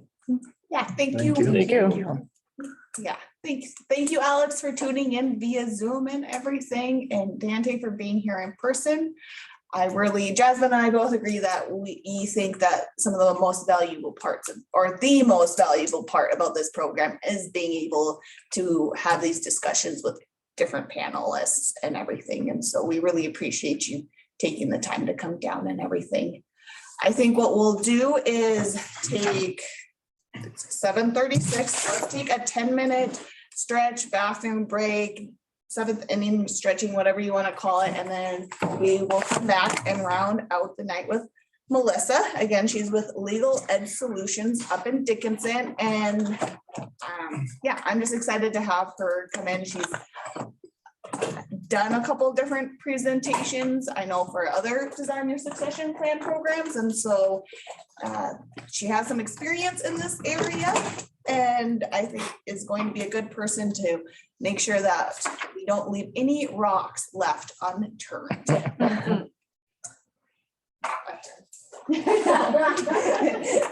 I know you're up to for the chat. There, if I get your information, you're the first person I met. So you may be the only person for a while. I have some business cards. Smart butt. Me too. Oh my gosh. Yeah, I'm just. Agree with you, Cheryl. Oh my goodness. We're not retiring. What? Bottom hurts. And like how often do you do this?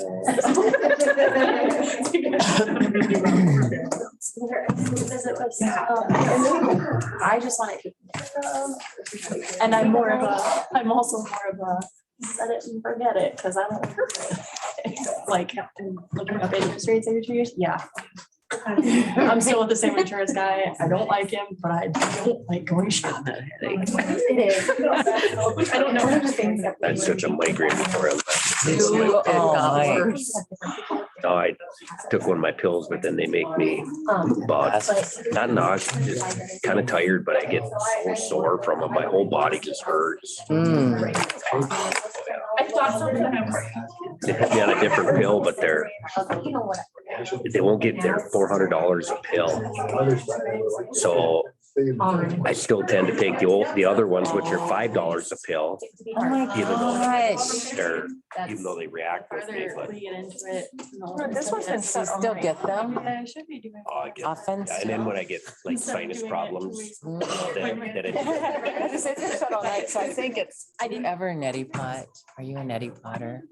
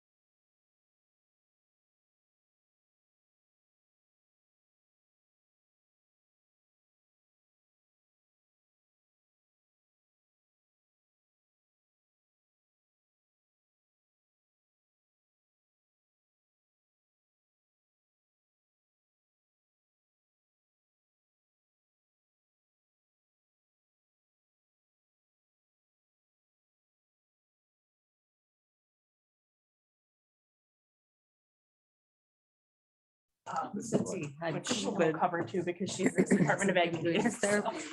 Yeah, we catch all of those. I always thought that was. Not drinking. I know that it does. Yes. And guys lose weight. Hey, everybody. I think we're going to begin again. With our last segment of the evening. And so I'd like to welcome Melissa. I will let her go ahead and introduce herself, a little bit about her background and how she fits into the whole equation. But like I said, I think she's gonna be the perfect person to just make sure that we covered all of our bases and everything. Like, no pressure, but I have full confidence she'll be able to step in and step up to that. Well, I'll sure try. And if nothing else, you'll get some laughs with me because I'm gonna cuss and I'm sorry in advance. Oh, no. I can't talk about estate planning without swearing, so I will just apologize to My everybody. favorite now. thing to do. so. Yep. Especially when talking about my own family experience, I'm gonna cuss. So, like Hannah said, my name is Melissa. I grew up in Dickinson. I went to UND, and I'm sorry because I know we're at an NDSU presentation, but I loved UND. And I had all good intentions of going to law school when I finished. I double majored, double minored. So I'm well-rounded and all prepared for that. And 2006, my mom had to have a kidney transplant due to some of her health issues. So I became a primary caregiver during that time. We got her on the mend. Everything went well with the transplant. I moved to Colorado because that's where I wanted to live eventually. And they always say, move to where you want to go to school. And I had planned to start applying to law schools. My mom's kidney started to fail, so she needed to have a second transplant. So I became her caregiver again in 2009. About a year and a half after that second transplant, my dad died unexpectedly. So I moved back from Colorado to back to Dickinson. During my time in Colorado, I was working at the district attorney's office. So I have a little bit more of a background in criminal law at the front of my career, and now at the backside of it, estate planning. So when I moved back home, we have a quarter section and we raise horses. So I'm ag, but not really, depending on who you ask. So I had been gone at that point for 8 or 9 years. So I came back to trying to figure everything out. From where's the well shut off to which horses do what, to what's bred, what's not bred, all of that stuff. I kind of came back to, my mom had not been actively engaged in a lot of those decisions with my dad just because of her health. And her restrictions being immunocompromised and her, interactions with animals. So it was a learning experience for me. That would have been fall of 2010. So July of 2011, my mom gets diagnosed with lung cancer, which is a side effect from the anti-rejection medication. So I, at that time, was working at Macoff Kellogg Law Firm in Dickinson doing estate planning. Was with her as much as I could be as her cancer started to progress, because she was diagnosed with stage 3 originally, and it very rapidly went to stage 4. I quit my job and was her full-time caregiver for about a year and a month when she passed away in January of 2013. So to put that in perspective, I lost my dad at 25 and I lost my mom at 28. My dad had no estate planning done and they had no life insurance, but they had debt. My mom had at least done her estate planning after I worked at Macoff and, basically put her in a headlock and was like, please write it down. I am an only child, so that made things a little less complicated. But she also, at the point in time when she decided to start planning, wasn't eligible for life insurance due to her health conditions. So at 28 years old, I inherited all of my parents' crap and all of my parents' debt. And I, at that point in time, was unemployed. So it makes for a really fun experience going to the bank. No offense, Dante, or Dante. I don't know how. Dante? It's Dante. Dante. Okay, sorry. I don't have the greatest experience with lenders, so I'm trying not to hold it against you. So I had to essentially pick it all up and figure it all out. Setting aside that immediate history, my dad's family, when I was growing up, got into a very bad estate dispute after my dad passed away, or my grandpa passed away. It was one of those estate plans that went, the land and the place went to the oldest boy, the minerals and some cash go to my remaining 2, right? 1 girl, 1 young boy. Oldest brother was supposed to be buying the place in a contract for deed, but had defaulted on his payments. Prior to my grandpa's passing, he had asked my dad and my aunt to get involved in trying to get Uncle Billy, which I think I saw up here, things that's are shared here, stay here, so I'm gonna use real names. Getting Uncle Billy to catch up with his contract for deed payments. They were not successful prior to my grandpa passing, so they ended up having to litigate it. I would have been 8 years old at the time. I still don't have a relationship with Billy's wife and kids because I am Daryl's and therefore a problem. Well, I guess up until a couple of months ago when my aunt Angie needed help reading her minerals, then she knew where I lived. Right? So just kind of some of those things I have definitely the kid perspective of a lot of the planning that has gone wrong. I never thought I would have issues on my mom's side. And my grandpa passed away 2008. My grandma was joint tenant. They just lived in town, had just a little house on the south side of Dickinson. Very, very modest. There was really nothing to speak of in the estate beyond that house in town. Grandma passes about a year after my mom. From the time my mom passed to my grandma passing, she needed advanced care. All of my uncles thought because I was unemployed and had just done it with my mom, I should take care of my grandma and nurse her through her end of days too, including paying for the nursing home because I obviously inherited millions, which I didn't. So through that process, a lot of family tensions grow, right? Because they didn't really want to look after their mom and they thought I knew how to do it, so I should do it. Grandma passes away and we have a dispute to figure out who becomes PR. My middle uncle gets appointed PR, which is of my mom's 3 or 4 siblings. Middle uncle is probably the most rational at this point. I would argue that today, but I'll tell you why in a minute. But so I'm actively engaged with everything. Like I had been grocery shopping for my grandma at this point, taking care of her as much as possible. I knew her meds. I drove her to her physical therapy appointments. I was in her house all the time. Very, very involved. So through this process, till about 2017, I'm helping my uncle kind of figure everything out, but ultimately he's in charge. A lot of family dynamics and conflict breaks out. Some necessary, some unnecessary. And I kind of just step back from the estate issue because there was a lot of dispute about the property and things like that. So I step back, just kind of leave it in his hands, do as much as I could. Fast forward to Christmas of 2020. I'm driving around looking at Christmas lights with my husband because he's Canadian, so we weren't able to go visit with his family thanks to COVID. So it was just the 2 of us on Christmas. And so we're driving around looking at Christmas lights, drive past my grandma's house, and there are people living in it I do not know. My uncle sold the house and distributed the money without including me. My grandma died intestate in North Dakota.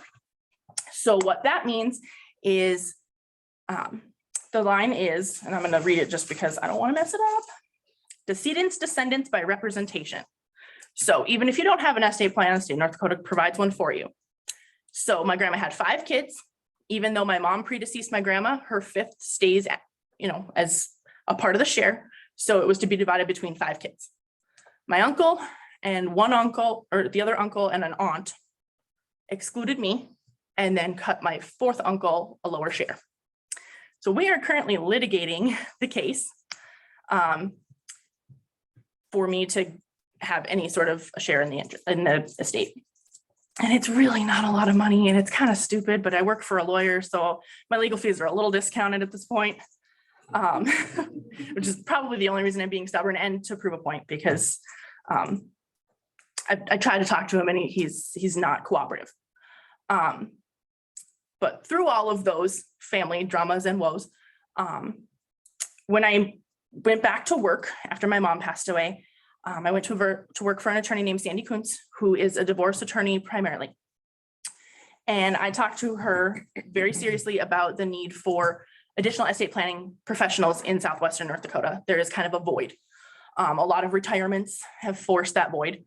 There are a lot of great planners that were practicing that have now, retired and are enjoying that retirement. And there was kind of a void of people that had that experience. I went and did my own planning with a professional in Fargo. And we now utilize a very similar system to what she does and have kind of used my own experience in how I planned to kind of work with our clients. My boss is a farm girl by her raising as well. They have her family has a cattle ranch and she did all of that. But when it came time to, you know, was she going to be part of the operation or not? She went to law school. The boys took the operation. So we kind of use a lot of our background and experience in the agriculture industry just to help plan.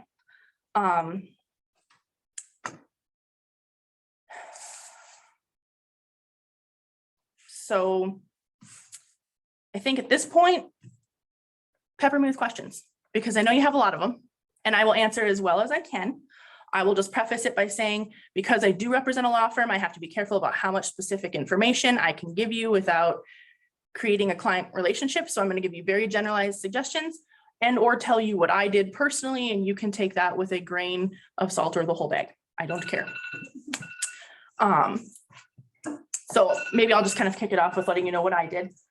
When I did my planning, I set it up in a revocable living trust with a pour over will.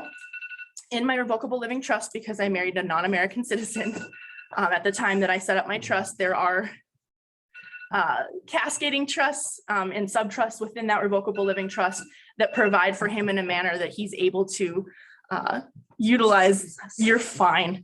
I'm worried mine's going to do the same thing. My Google directions are probably going to come back on and tell me to take a left. So you're fine.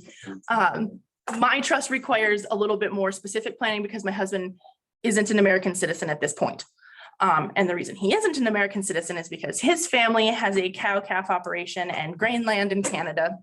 And if he renounces his Canadian citizenship, he pays 58% inheritance tax upon his parents passing. So we've made the decision that he will remain a Canadian citizen. And if he wants to at some point become an American citizen, that's up to him. It would make our children dual citizens then. So they would have passport from each country. He still has to pay taxes here. He doesn't pay taxes in Canada anymore, but it just didn't complicate, his family's inheritance piece. He has one brother that lived on the farm, moved off the farm, and now is back on the farm. So there's some complex family issues on that side too. It seems like I never get away from what I work on every day. So maybe we don't want to work with you. Maybe not. Maybe I'm bad luck. You know, that is possible. Either that or I've seen it come and go in both, you know, so many directions. Maybe you want to. I don't know. So because I am an only child and my husband has a limited capacity in which he can serve, I have a lot of friends and extended cousins and people that are in the trustee roles, the personal representative roles, and my healthcare directive and general durable power of attorney roles are stacked 3 deep with alternates, just in case, you know, some of my friends don't want to do that, or, you know, I have a falling out with any of them, et cetera. Like for instance, in my healthcare directive, my cousin comes before my husband because my cousin will absolutely kill me if I ask him to. My husband will waiver. So my cousin Jared was the perfect person to put in that role because I know he'll pull the plug if and when it's time. My husband will not. And my husband hates that I tell that story. But it's the truth, which I love him for loving me, but sometimes you just got to cut it off.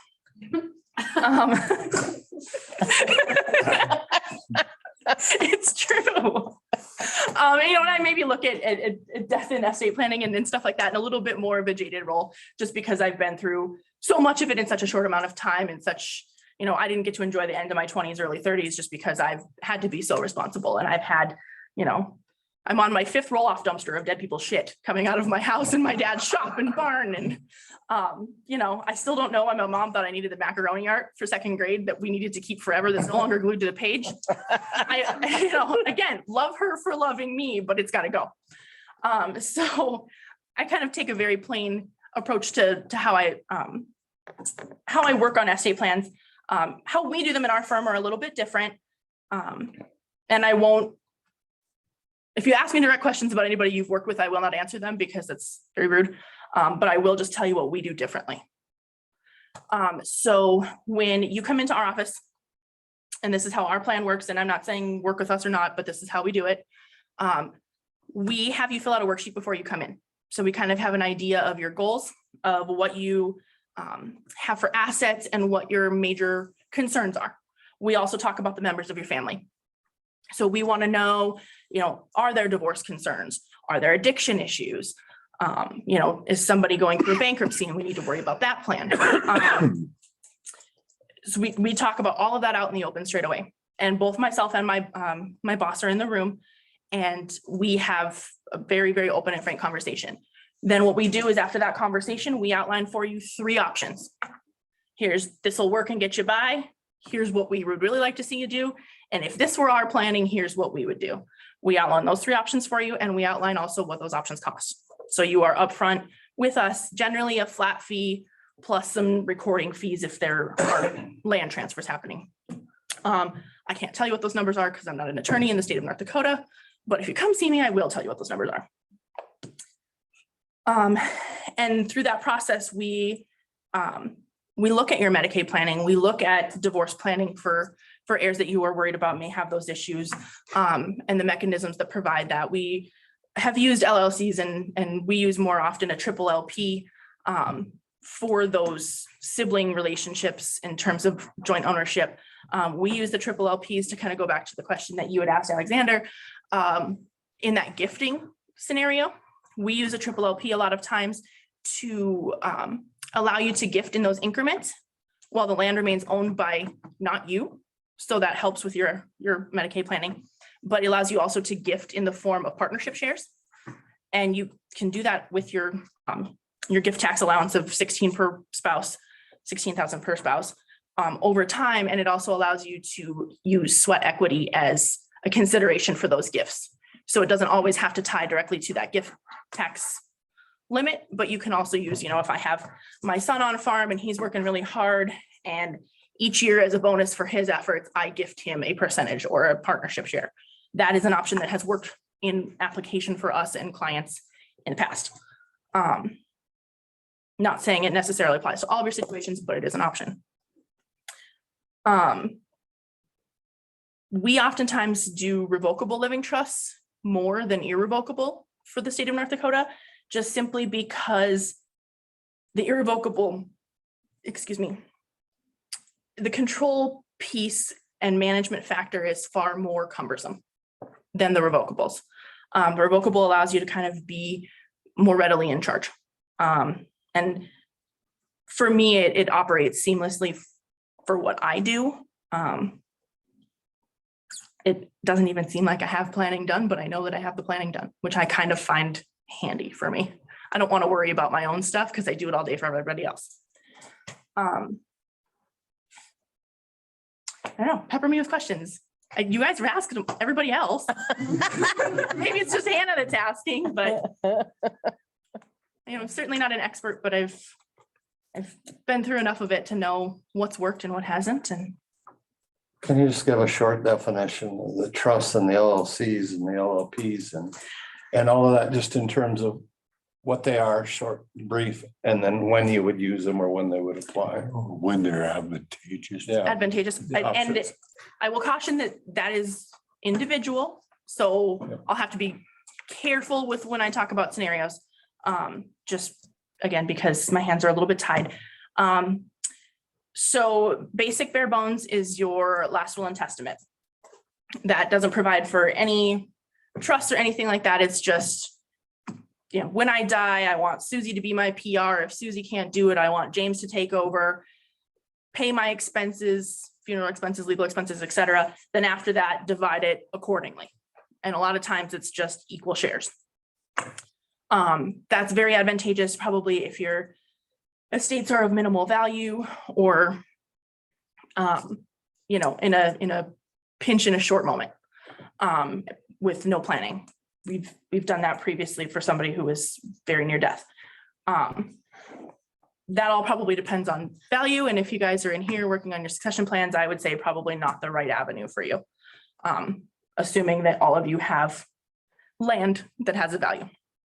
Then you can do a last will and testament with what they call a testamentary trust. So it means it's just a simple will, but upon your passing, it creates a testamentary trust that funds with whatever you deem in the will. So whether it's, for instance, we have a client who was married for a long time, but his wife is not the mother to his children. And he designed the testamentary trust to give her a life estate in everything they owned until she passed. And then when his wife passed, how it was to be separated out amongst his kids. The issue we're running into now is he has passed and one of his children has addiction issues and the other child has a restraining order against the addicted child. So then now we have a little bit of a complex situation in figuring out how to manage those complex dynamics, but also keep his wishes honored and doing that within the wife's planning now that she has the life estate and everything. Testamentary trusts work, but you have to work hard to think of all the scenarios that could come up. You know, this case is a prime example of he thought his kids would be all right. They've always gotten along great. They're, but addiction can happen to everybody. Then probably the revocable living trust is the option we use most frequently just because of the skyrocketing values of land and minerals, particularly, I mean, Dickinson and North are probably more of a consideration than down here. But it allows you a lot more freedom to plan and to plan within the document. So if you're wanting complex planning with a lot of flexibility, the revocable living trust is where we would probably guide you. An irrevocable living trust, which we just finished one for a set of clients, they have more pressing health issues than they did when they started the planning process because we were originally on the revocable track, which we did actually do both revocable and irrevocable. But they have more complex health issues than original. The husband got COVID during the planning process and now has long and lingering effects from that. Excuse me. So we put the bulk of the farmland and those assets into the irrevocable to kind of start that look back window for them just because of their deteriorating health conditions. It also, though, requires an independent trustee for that irrevocable. Well, it doesn't always require an independent. They chose an independent trustee for that piece, which came with a management fee, and they chose their lender. So far, we haven't had any issues. Talk to me again and we'll see if we do. I'm not so sure, but we'll see how it runs. It's not one we typically do. And in this scenario, we had to kind of plan outside of our original suggestions for their circumstances based on not only the COVID illness, but some family dynamics that escalated rather quickly. Does that help you? The advantage of that then was there going to be some tax?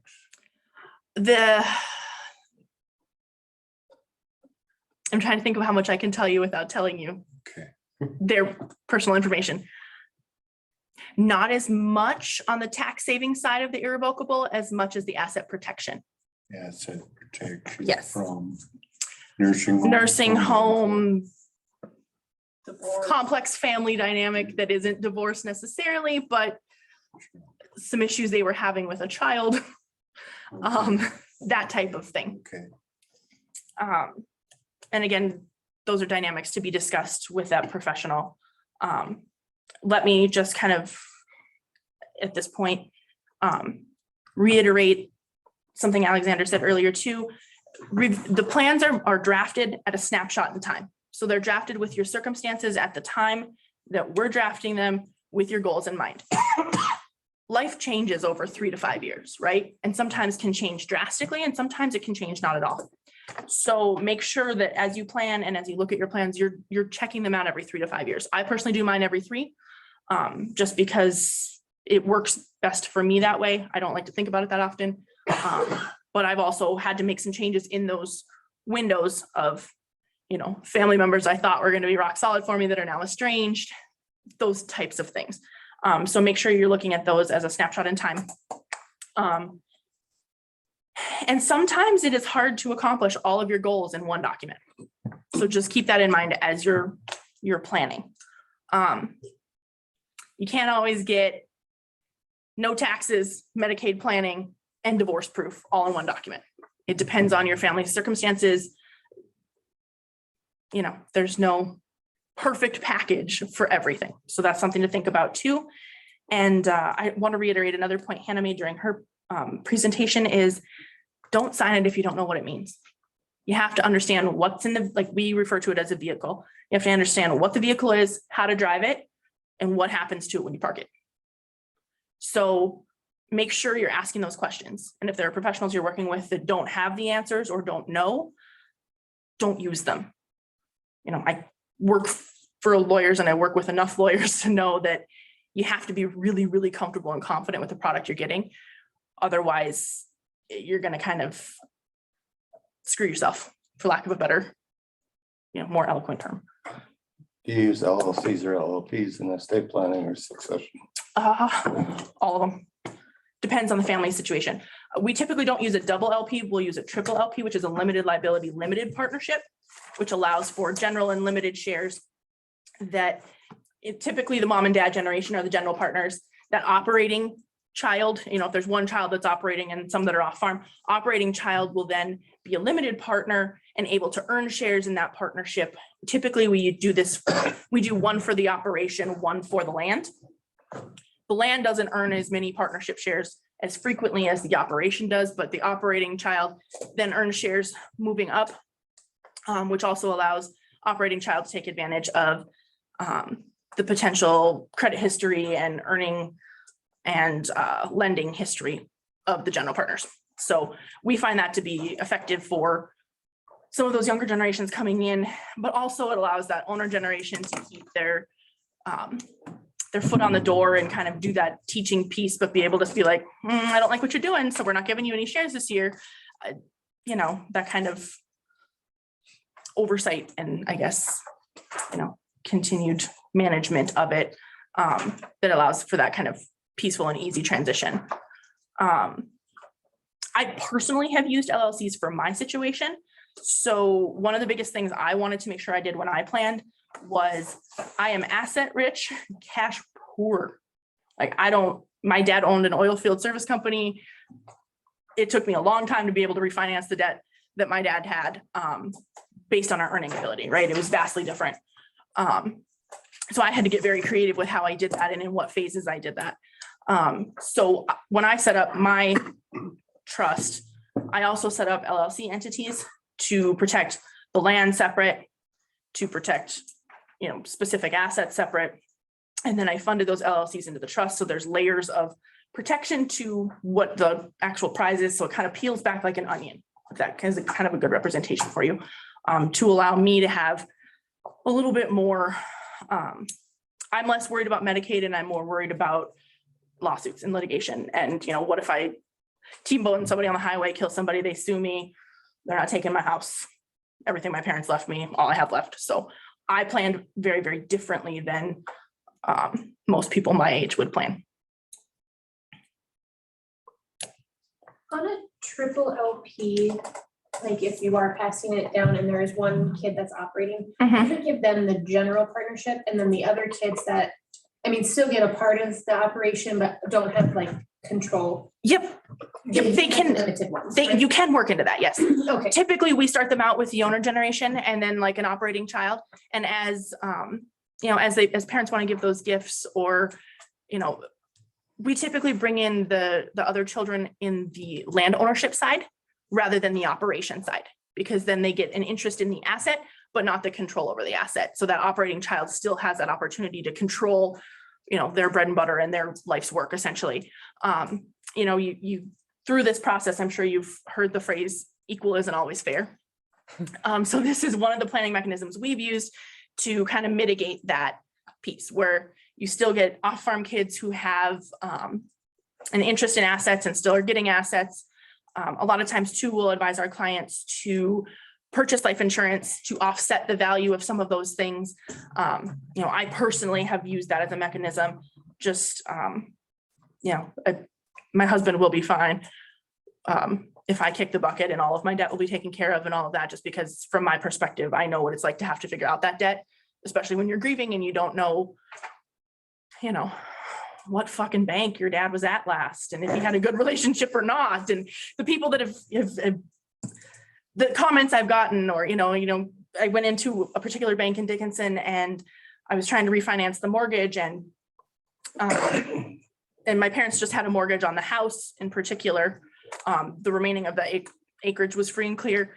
And that mortgage lender's suggestion was that I sell off a few acres, pay it off and move on. Don't try to refinance it. And I was like, well, a quarter to quarter, like I don't want 150, I want 160. And they were very unwilling to work with me in solutions and finding solutions. I have found now though, that I have a trust. And before my husband and I got married, I'm quite the romantic. It was our second date. I told him, we will have a prenup and I won't change my last name. If that's a problem, we're done now. Luckily we got to date 3, but I just cut it off at the pass at date 2. So I divorced him before we got married, essentially, which takes a lot of, we don't fight about a lot of the common marital issues that people fight about. We have one joint checking account that we had to open simply to prove to the American government that we were married. In addition to all of the other immigration paperwork, we had to have one place that our finances were joined. Otherwise, our finances are completely separate. All of my land is owned by my trust. I have, in our prenup, disclaimed any interest into any future inheritance he will get. Just because I think that's only fair. If I'm keeping mine from him, he should keep his from me. I'm not ever going to prevent him from spending it on me, but it's not going to be in my he can always spend it on me, but I don't want it.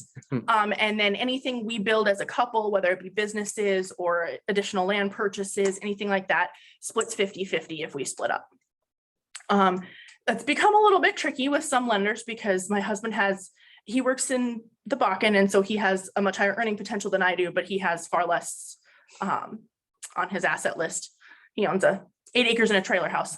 Kind of just down the road from me. So, and we've kept that property for a rental property. And, for the times when I'm like, please go back to your house on wheels. Like, not the day, sir. Which today might've been one of those days actually. But, we've kept that property and kept his ability to have a home and income producing ability. And I don't take anything from that piece of it as well, just because it's income off of his separate asset. We do a lot of prenup planning with our estate planning stuff too. There are also a lot of provisions that we can add in to kind of insulate for those moments of, if your children are already married and you're planning and you're a little bit worried about the possibility of divorce, there's some specific language we can use in order to make it less able to touch the asset specific. In that divorce proceeding, the value of the asset still may be at issue, but the asset itself will remain intact. It's kind of the benefit, I guess, for us doing both divorce and estate planning is we break it down and build it up and we know how to prevent us from breaking it. So we've done some of that. We've also done some postnuptial agreements. Those get a little trickier than the prenups, but also an effective tool. Is there another way other than grabbing your future in-law and having them go and sign a prenuptial agreement that you could protect the land? Yes, there are. I will just add to that the common stigma of the way prenups are done in movies and stuff like that aren't it, right? Usually it's a conversation that starts probably in much similar in rooms like these or with the skills taught in these types of seminars. And that person is allowed to have an attorney look at it and to argue provisions. Mine is very 50-50 based. There are some that are not. And it depends on a family situation. Through the trust planning, entity planning and stuff like that, you can do some of those protections, and with additional language into the documents, you can protect for that. But we typically, if we have clients with kids that are getting married, have them have those conversations up front. If those conversations go badly, it's probably a good sign that they would be seeking our services in a different capacity in a few years anyway. So kind of helps mitigate some of that up front. For example, my husband has one brother. He and his soon-to-be ex-wife got together about 6 months after we did, got married a year after we did. It was kind of chasing us in succession. They moved back to the home place. my in-laws bought additional cattle. They were going to run the operation together.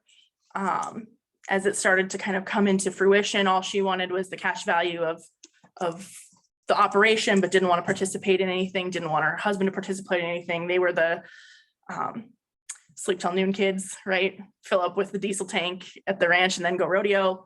That kind of investment in the operation, that was their contribution, basically. Occasionally would be around to tag calves or ship, but that was about it. Ends up imploding upon itself. My brother-in-law and sister-in-law pick up their trailer house from farm, move it to her mom and dad's acreage, which was 40 acres, I think, plus or minus, and set up shop there.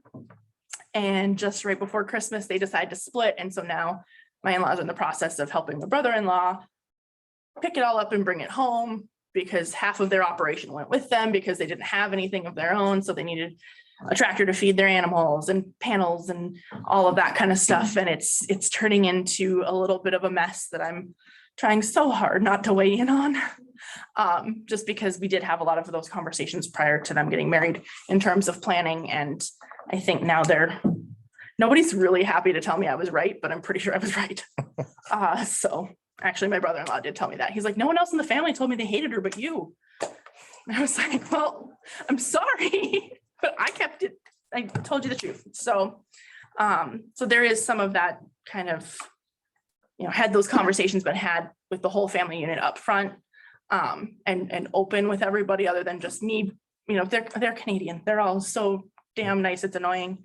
And, I was very upfront with, I wasn't sure that this match was going to be a long-term thing. So I think a good example there of if the family had had a little bit more communication, also the communication of the expectations of what that on the farm air looked like and what, Roles and responsibilities. growth. Yep. And, probably that would have been a perfect scenario for job descriptions so that everybody knew what was expected of everyone instead of there to be a bunch of hurt feelings because somebody wasn't holding up the end of a deal they didn't know they were supposed to be holding.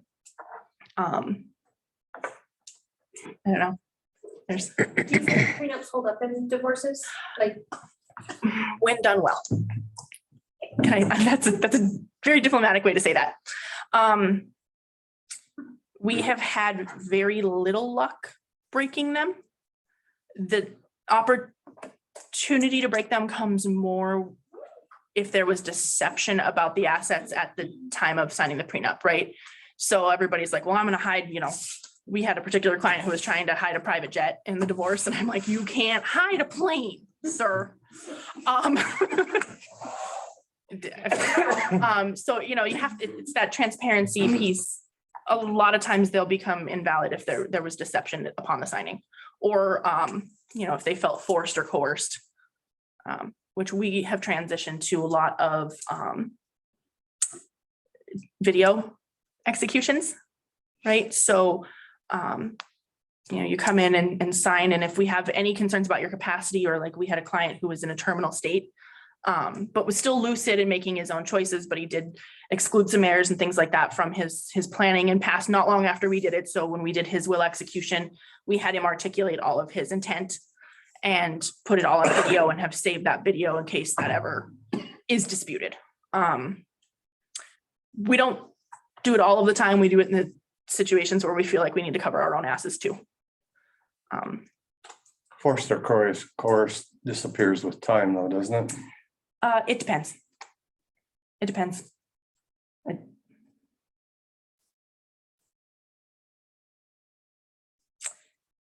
It's hard to prove with time, but worst cases have been tried and won. Is that a good way to say that? If you sign it on day one, but then don't do anything for 30 years, you really have an argument that it was forced and coerced? I think that depends on the circumstances. Like if there's let's say it's a marital agreement and there's a longstanding history of domestic violence in the relationship, and you maybe don't say anything about it, but you have been to the hospital. So there are police, medical reports of broken limbs or bruises, or police has been called, or you made admissions to close and trusted persons. All of that stuff becomes, there's always the argument of, well, you didn't do anything for 30 years, but then there's also the other side of, well, here's why I didn't do anything for 30 years. And it seems like we're off subject, but it's really a part of estate planning. It is, it absolutely is. You know, that's why I think for us, our practices blend so seamlessly because we see it from every angle and we've probably litigated it from every angle at this point, especially with my uncles. So I've been a good test case. One issue too would be commingling assets after a prenup is signed. If those assets identified as being separate marital assets somehow get commingled, one's salary contributes to the purchase of land or making land payments, then you're commingling, and then divorcing spouse has more of a claim. So it's just to be mindful of that, you know. So. Yep, and we oftentimes tackle that with agreements after the fact. Like particularly for my husband and I, we each sold our dually and combined it into one dually. So we have made an amendment to our prenuptial agreement that notes that we each took an asset from our individual columns and put them together towards the purchase of one. My pickup traded off for a higher value than his, so he makes more of the payment. There's a little bit of management in that regard, but we do that privately on our end because it's sometimes tricky to explain to a lender as well. So it's Can I ask a question? Sure. I'm sorry. How do you handle when you're gifting fractional interests, the appraisal issue? How long do those appraisals last? How comfortable do you feel with determining a value and gifting in successive years? Typically what we do is that kind of, you know, it's obviously that fair market value. We have not ever had to use the appraisal, and we more oftentimes use an actuarial table to establish that percentage interest for both the gift or the grantee and the grantor.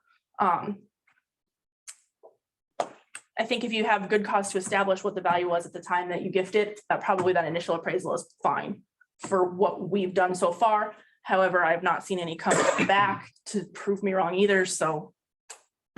And you don't have to file a gift tax return if you're under the limit, so you're not really starting any.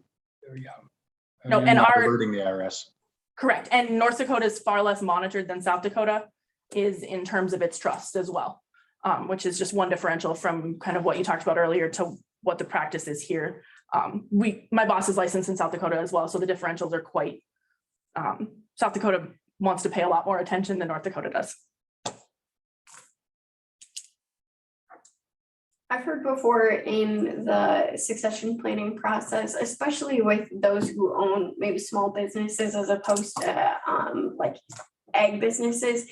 But I've heard that, you know, oh, I don't have enough assets to worry about that, or no, you know, I don't own enough to have anything meaningful to pass down. And so what would you say to those people who have those concerns that maybe they don't have enough to even worry about this stuff? Well, I will say this, my grandma's house was worth $150,000 and we are 7 years into litigating her probate. So yes, you have enough to cause a fuss. So you should plan for one to not happen. You know, I think that's you know. Are you German? I'm Ukrainian. Oh. I'm worse. Because I'm German and I think that way, so. Yeah, well, and I guess I half Ukrainian, half German. A little more Ukrainian than German, but yes. You know, that I have that overarching desire to be right a lot of the time. I'm also an only child, which doesn't help. You know, and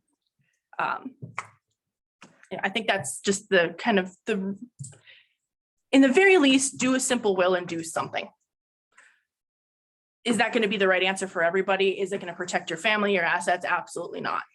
Does it at least get something in writing so that there isn't a dispute? Absolutely.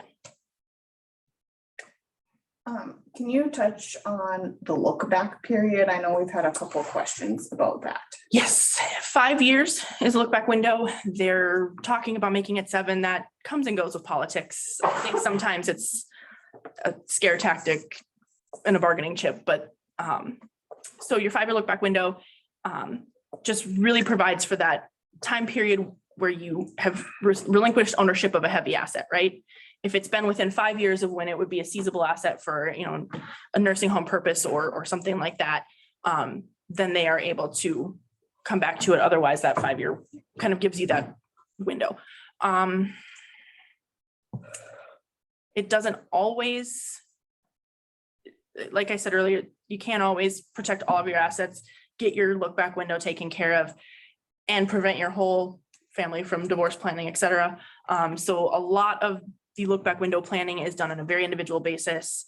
And I hesitate to say anything more specific just because of the role I'm in. I don't know if Alexander has anything to add from his perspective, but I have to be very careful with that. And with this look back, like, so we run with his dad and his brother. His dad is in his 70s. I am more than willing to care for his parents should they need it.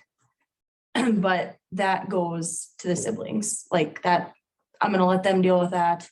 However, should, like, let's say like the oldest sister, she's gonna go and take care of them, and then it turns out she really can't, and she's wanting nursing home care. How does that, like, I mean, his brother and him, like, we ranch together. That's gonna screw us. Like, so is there a way to, I mean, obviously it's gonna be a family discussion, but like, have you seen where they fight about, obviously you probably have seen where they fight about, I see it in the hospital. Yep. But like, is there a way to be like, well, if you can't, and you need to send them to the nursing home, but there's been nothing taken care of as far as that, we'll take that on. We'll take on all of it. So we don't lose that. I haven't seen a scenario like that. I think there are ways to plan for that, but it requires a more in-depth answer than I can give you in this setting. Sorry. Okay. I really want to answer your question. But my hands are tied, so. Say you're on a 5-year look back window, you're 4.5 years into it. You get thrown in the home. At 5 years, Sorry, what just the way you happens? phrase that. I mean, if you pay that, if you would pay for that home, I mean, you're paying the bills, the kids are paying the bills at 5 years, then it's done. I assume if you have the ability to pay, then they're not trying to seize an asset, Okay. right? As long as you make that 5 years and at the end of the 5 years, they get the land, it's taken care of. And then Right. whatever. Which a good caution, I'm guessing Hannah covered this in earlier sessions. North Dakota is one of the most expensive states to be cared for in a nursing home. So if you haven't thought about nursing home care insurance, give it a thought, a serious one. Just for the fact that like it was going to be $21,000+ a month for my grandma to have a single room at a nursing home in Dickinson, North Dakota. At the time she went into the nursing home, she was having issues with diabetic leg sores and just mobility issues. And she was also partially blind from her diabetes. So she needed more constant care than she could be given. We ended up moving her out of the nursing home and into private care with the family, which was probably part of the dispute that started the 7-year probate issue. But if you have the ability to pay for it, they're not going to seize the asset. Is that anybody in the family? If anybody in the family can pay for it, or it has to be? I don't know for sure, but I don't believe it's an issue if it's not just the grant, like if it's not just the patient. Like if you guys have cash tucked away to pay for the nursing home and you're paying for it, I don't think the nursing home cares. As long as the bill's getting paid. Yeah. Okay. That's been I just my wanna make understanding and sure. experience. Yeah. I'm not saying that's exactly correct, but my understanding and experience. The sooner you take out insurance for a nursing home is better because it gets more expensive as you get older. That is correct. So if you haven't done it yet, I would say that's probably a good first step. If you haven't done it yet, you can't afford it. Possibly true. Or you can't. Zola took it out on Bruce a long time ago, or she didn't take it out on, she got it going and we paid for it. It was, but anyway, so then I think I got my policy, I don't know how many, 10 years later or something. And it was by far more expensive. And his is unlimited and mine was 3 or 5 years, I think, I can't remember. So the options get less and less and less as you get older. Or I guess the options are there probably, but it's very expensive. Average stay is 22 months times 10 or 20,000 a month. Yeah, it's ridiculous. Yeah, my grandma was one that wouldn't have tolerated a shared room with somebody she didn't like. So our option was 21,000 for a single room. My mom was in the nursing home for 5 years, Yeah, long time. it is. I think my dad made it about a year and a half. But the most it ever got to was like 12,000 a month. Yeah. That's insane. Long time. Mhm. Yep, and in our personal experience, the quality of care wasn't there for the value of what they were setting out to charge us. What do you get for $21,000? Bad nursing care. Yeah. And then the That is quality of accurate. life that's there too is so much. So that leads to another question. I have a son in North Dakota and a daughter in Minnesota. Can I buy long-term care in Minnesota if it's cheaper? I don't know that answer. I mean, Put it in your succession planning that you want to go to a nursing home in Minnesota if it's cheaper. I don't know if it is cheaper or not. I just know North Dakota is one of the more well, I expensive. don't know either, Yeah. but I mean, I would guess there's probably nicer homes in Minnesota. I would say something to consider though, if your family would decide like you're going to take care of grandma when she's old instead of going into the nursing home. You know, that first day we talked about the sweat equity rate. And so there's the making sure that people who are doing farm activities or ranch activities are being properly compensated, as well as those other activities such as taking care of aging parents. Right. Or other tasks that you might need, and that page is in the workbook.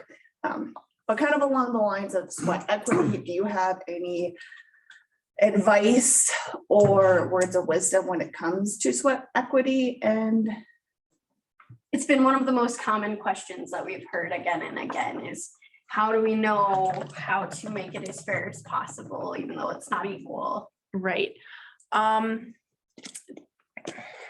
Typically, we kind of say that's where those job descriptions come in handy that I know you've covered in earlier parts of this. Have that job description that's able to show what that sweat equity provides. There's all sorts of ways you can quantify value in terms of an hourly rate or something of that sort. You can get very creative with that, but I think if you're very clear about these are the 12 tasks that Timmy does in order to earn his portions of partnership interests or that type of thing, to make sure it's something that's quantifiable, that's, not able to be disputed. You can clearly see that he's, helping with the cattle or helping with harvest or, doing repair on equipment or those types of things. You want to make sure that it's just a quantifiable task that he's completing that everybody can see, that's in a job description. That probably goes back to some of the stuff that you covered, probably, I think, night one, maybe night two, in terms of those like employment contracts and pieces like that, so that you can work out what those expectations are, what those responsibilities are. You can work in, ownership partner interests in terms of sweat equity in that contract as bonuses that are left up to the discretion of the general partners. Those discretionary pieces get harder to prove or disprove based on, the way the documents are written. So there's some of that I would probably suggest to run it like a business, because it is a business, even if it's family. Can I ask a question? Sure. Just I'm curious about your planning. So typically when you award shares of an entity and for sweat equity, is that mostly on the equipment side of the equation, or is it also on ownership of land? The sweat equity happens more on the operations side than it does on the land side. Okay. So it's more that son or daughter that's operating on farm, that maybe doesn't own anything to be able to leverage to buy assets or anything like that. So it becomes more of the incentive on the operational side rather than the land side. The land side looks more probably to the future in terms of off-farm heirs and that balance. Okay. At least in what we've done. Not saying it's right, but in our experience. Such a substantial asset, the equipment, so much invested, but yet the farming child, to purchase all that outright, and you somehow need to pass that on, some equity ownership in it so they can continue the operation. That's a challenge. Yep, and typically we bill of sale everything into that equipment wise into the entity. So then they're gaining shares of that equipment as it goes as well. So it's not just, you know, the 12 cows or however many cows, right? It's cows, equipment, etc. But those shares would depreciate They can. and the land would appreciate, it'd be more stable. Mhm. But we don't disclude in the practice that we've done, we don't exclude the on-farm air from the land portion. Like there's also that opportunity there too. Sure. So then what happens when the general partners die? Well, typically by the time, if they're following instructions, by the time they die, they should no longer be general partners. They should have transitioned the operation in that fashion so that they should become the limited partner and the general partner should be the on-farm heirs or all the kids, depending on the dynamics and relationships. So then it just simply becomes owned and operated by somebody that's earned those limited shares or been able to buy those limited shares. If a general partner dies, a lot of times our agreements will have, like if it's mom and dad, then mom assumes all of dad's shares in the general partnership and then can reallocate them in the same fashion. Gotcha. Does that help? Yes. Clear as mud. Sure. Okay. We never got to the end gate yet. For the last 10 years. Can you allocate shares anytime? Or is it only once a year? Anytime? As long as it's in writing, documented, put somewhere safely with your corporate documents, there's a little bit more management to that. There is also, you'll have to file a separate tax return for that entity and that becomes a cost with that as well, but a little bit of short-term discomfort for long-term protection is kind of how we look at it. Okay, so are all partnerships their own tax forms? Because I know LLCs, you can do it on your own. But depending upon if it's single member or multi-member. okay, so On single LLCs. member, you can, multi-member, you gotta have their own tax form. Gotcha. Okay. At least in my personal experience with my taxes, maybe my accountant's an idiot, but that's what we do. We won't tell him that. And ours is a little different because we have 3 states that our members live in, but there's a K1 that they do, so a separate but then it files through your personal one. Gotcha. Okay. And quick question, if, like, while we're setting this up, I have always just assumed that since we're married, we file jointly, we do all this. We put it together. If he should die, is all of that automatically going to come back to me since we're married? Or, because I made him switch over like his life insurance beneficiary stuff. I made him take his dad off it and put me on it because it ain't gonna be his dad paying loans, it's gonna be me. So I just assume that when he dies, I take over everything. His debt, his whatever's in his name comes to me. And I've been putting my name on every dang thing that his name is on. Because if you've ever dealt with a credit card company, they, can I talk to your husband? Right?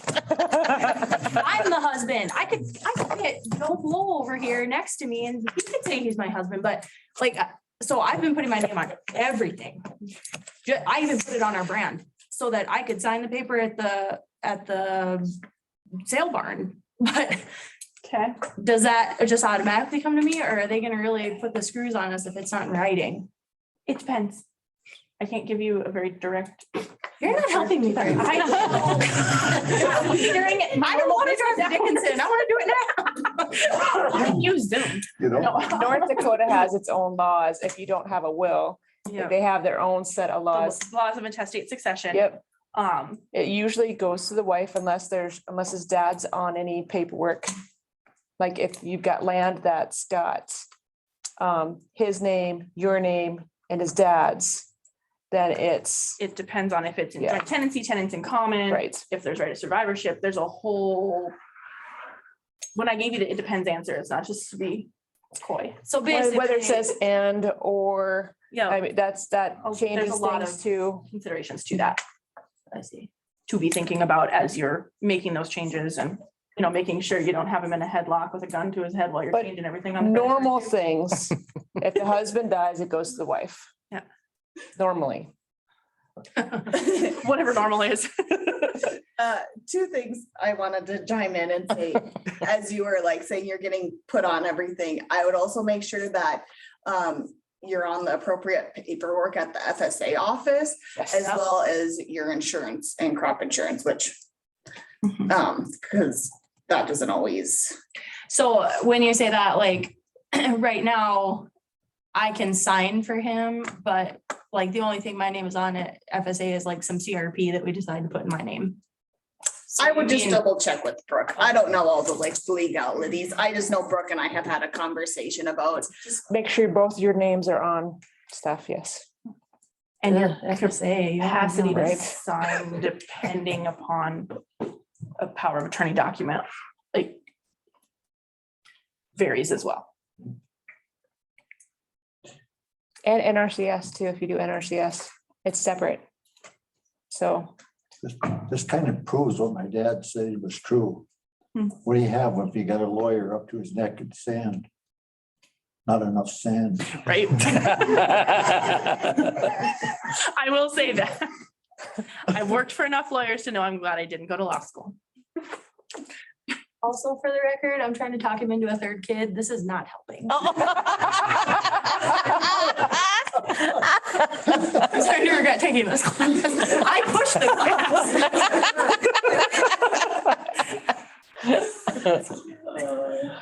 We're Can I- kind of getting near Can I towards. ask, how many of you have done estate planning? Are you just starting the process?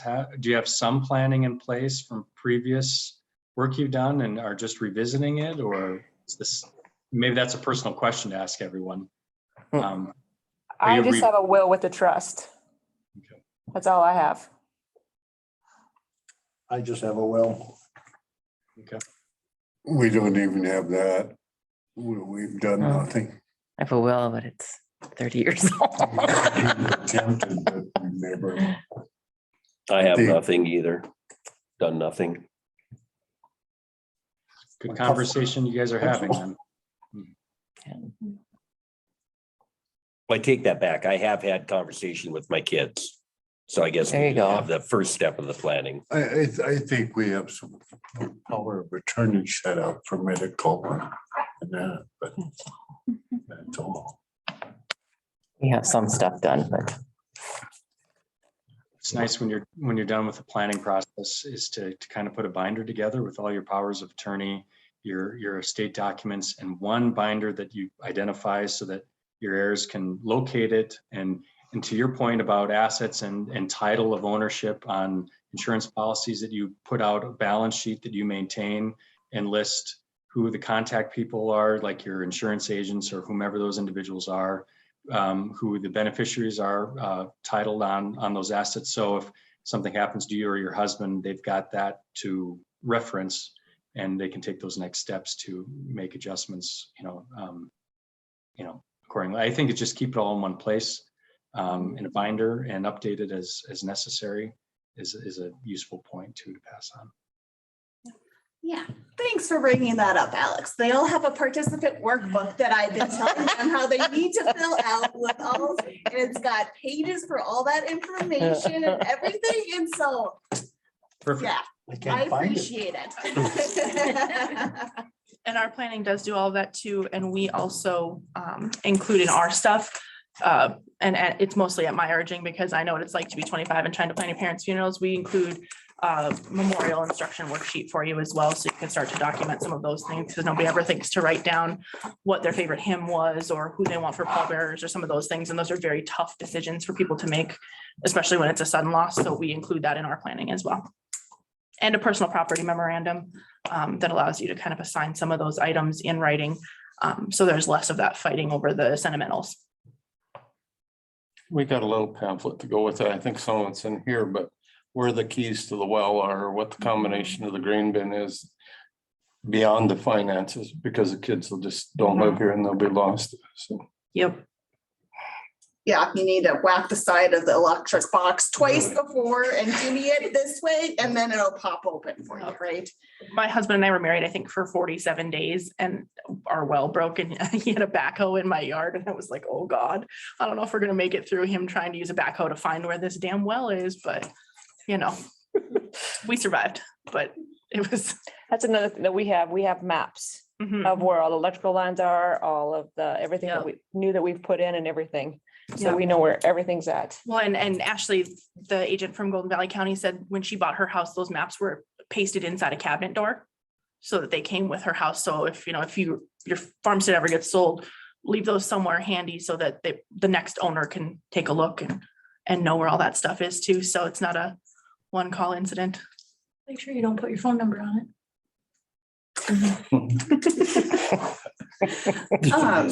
Well, we are getting nearer and nearer to 9 As soon as when we o'clock, put and so stuff I'll in. say, last call for any burning questions.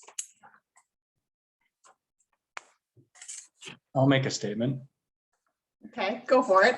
Be sure if one spouse does pass away to consult your tax accountant to maybe file a 706 and a state tax return so you elect portability.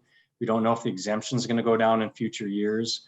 And in these years where the exemption is high, you can port your unused exemption to your surviving spouse so that if it drops, you can preserve that higher exemption that it currently is for when. No, I wasn't. Okay, perfect. What was that? Yeah, 706. Correct. Right. You may not have a taxable estate, but by filing a 706, you can preserve the deceased spouse remaining exemption. So if, let's say, your estate's worth, 5 million, or the spouse's share, there's 6 million remaining, and that would then port to the surviving spouse. And so let's say the exemption drops to 1 million by the time the surviving spouse dies, they would have that remaining 6 million from this current era of a high exemption level that would carry over and be preserved for your use upon the second death. That's something some people neglect to do, and you have to elect to do. I've never even heard of it. It doesn't unfortunately apply to me because my husband's not American, but for all of you.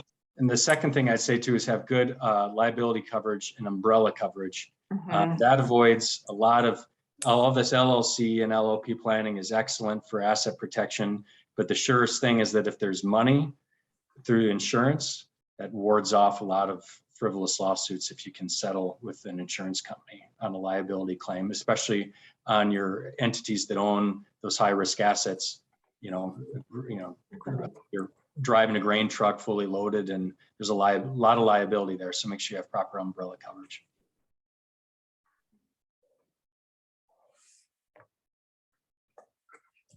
Okay, well, thank you to all the professionals for taking time out of your busy schedules to come spend the evening with us. We really appreciate it.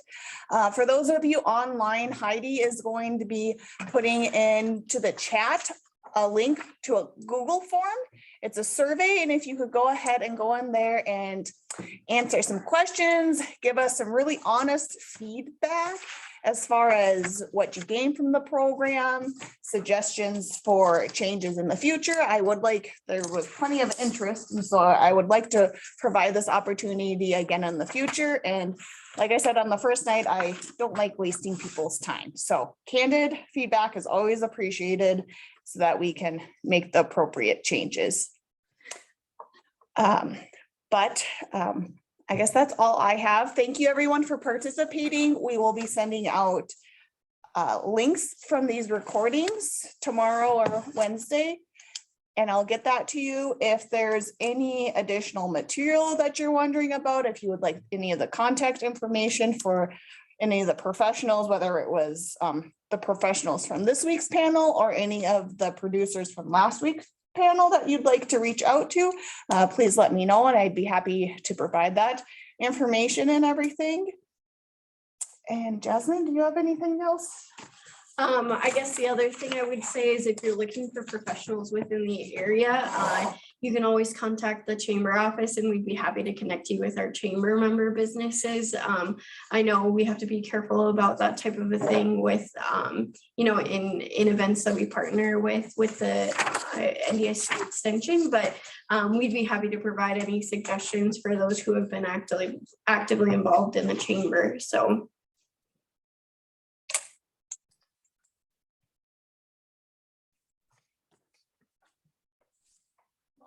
Thank you all, and Thank you. when you're done with your survey, you can drop them off with us on your way out, and we appreciate your attendance. I think we should keep meeting every week. I don't have it all solved yet. I'll let you organize those meetings, Rob. Forward having my Tuesday nights back.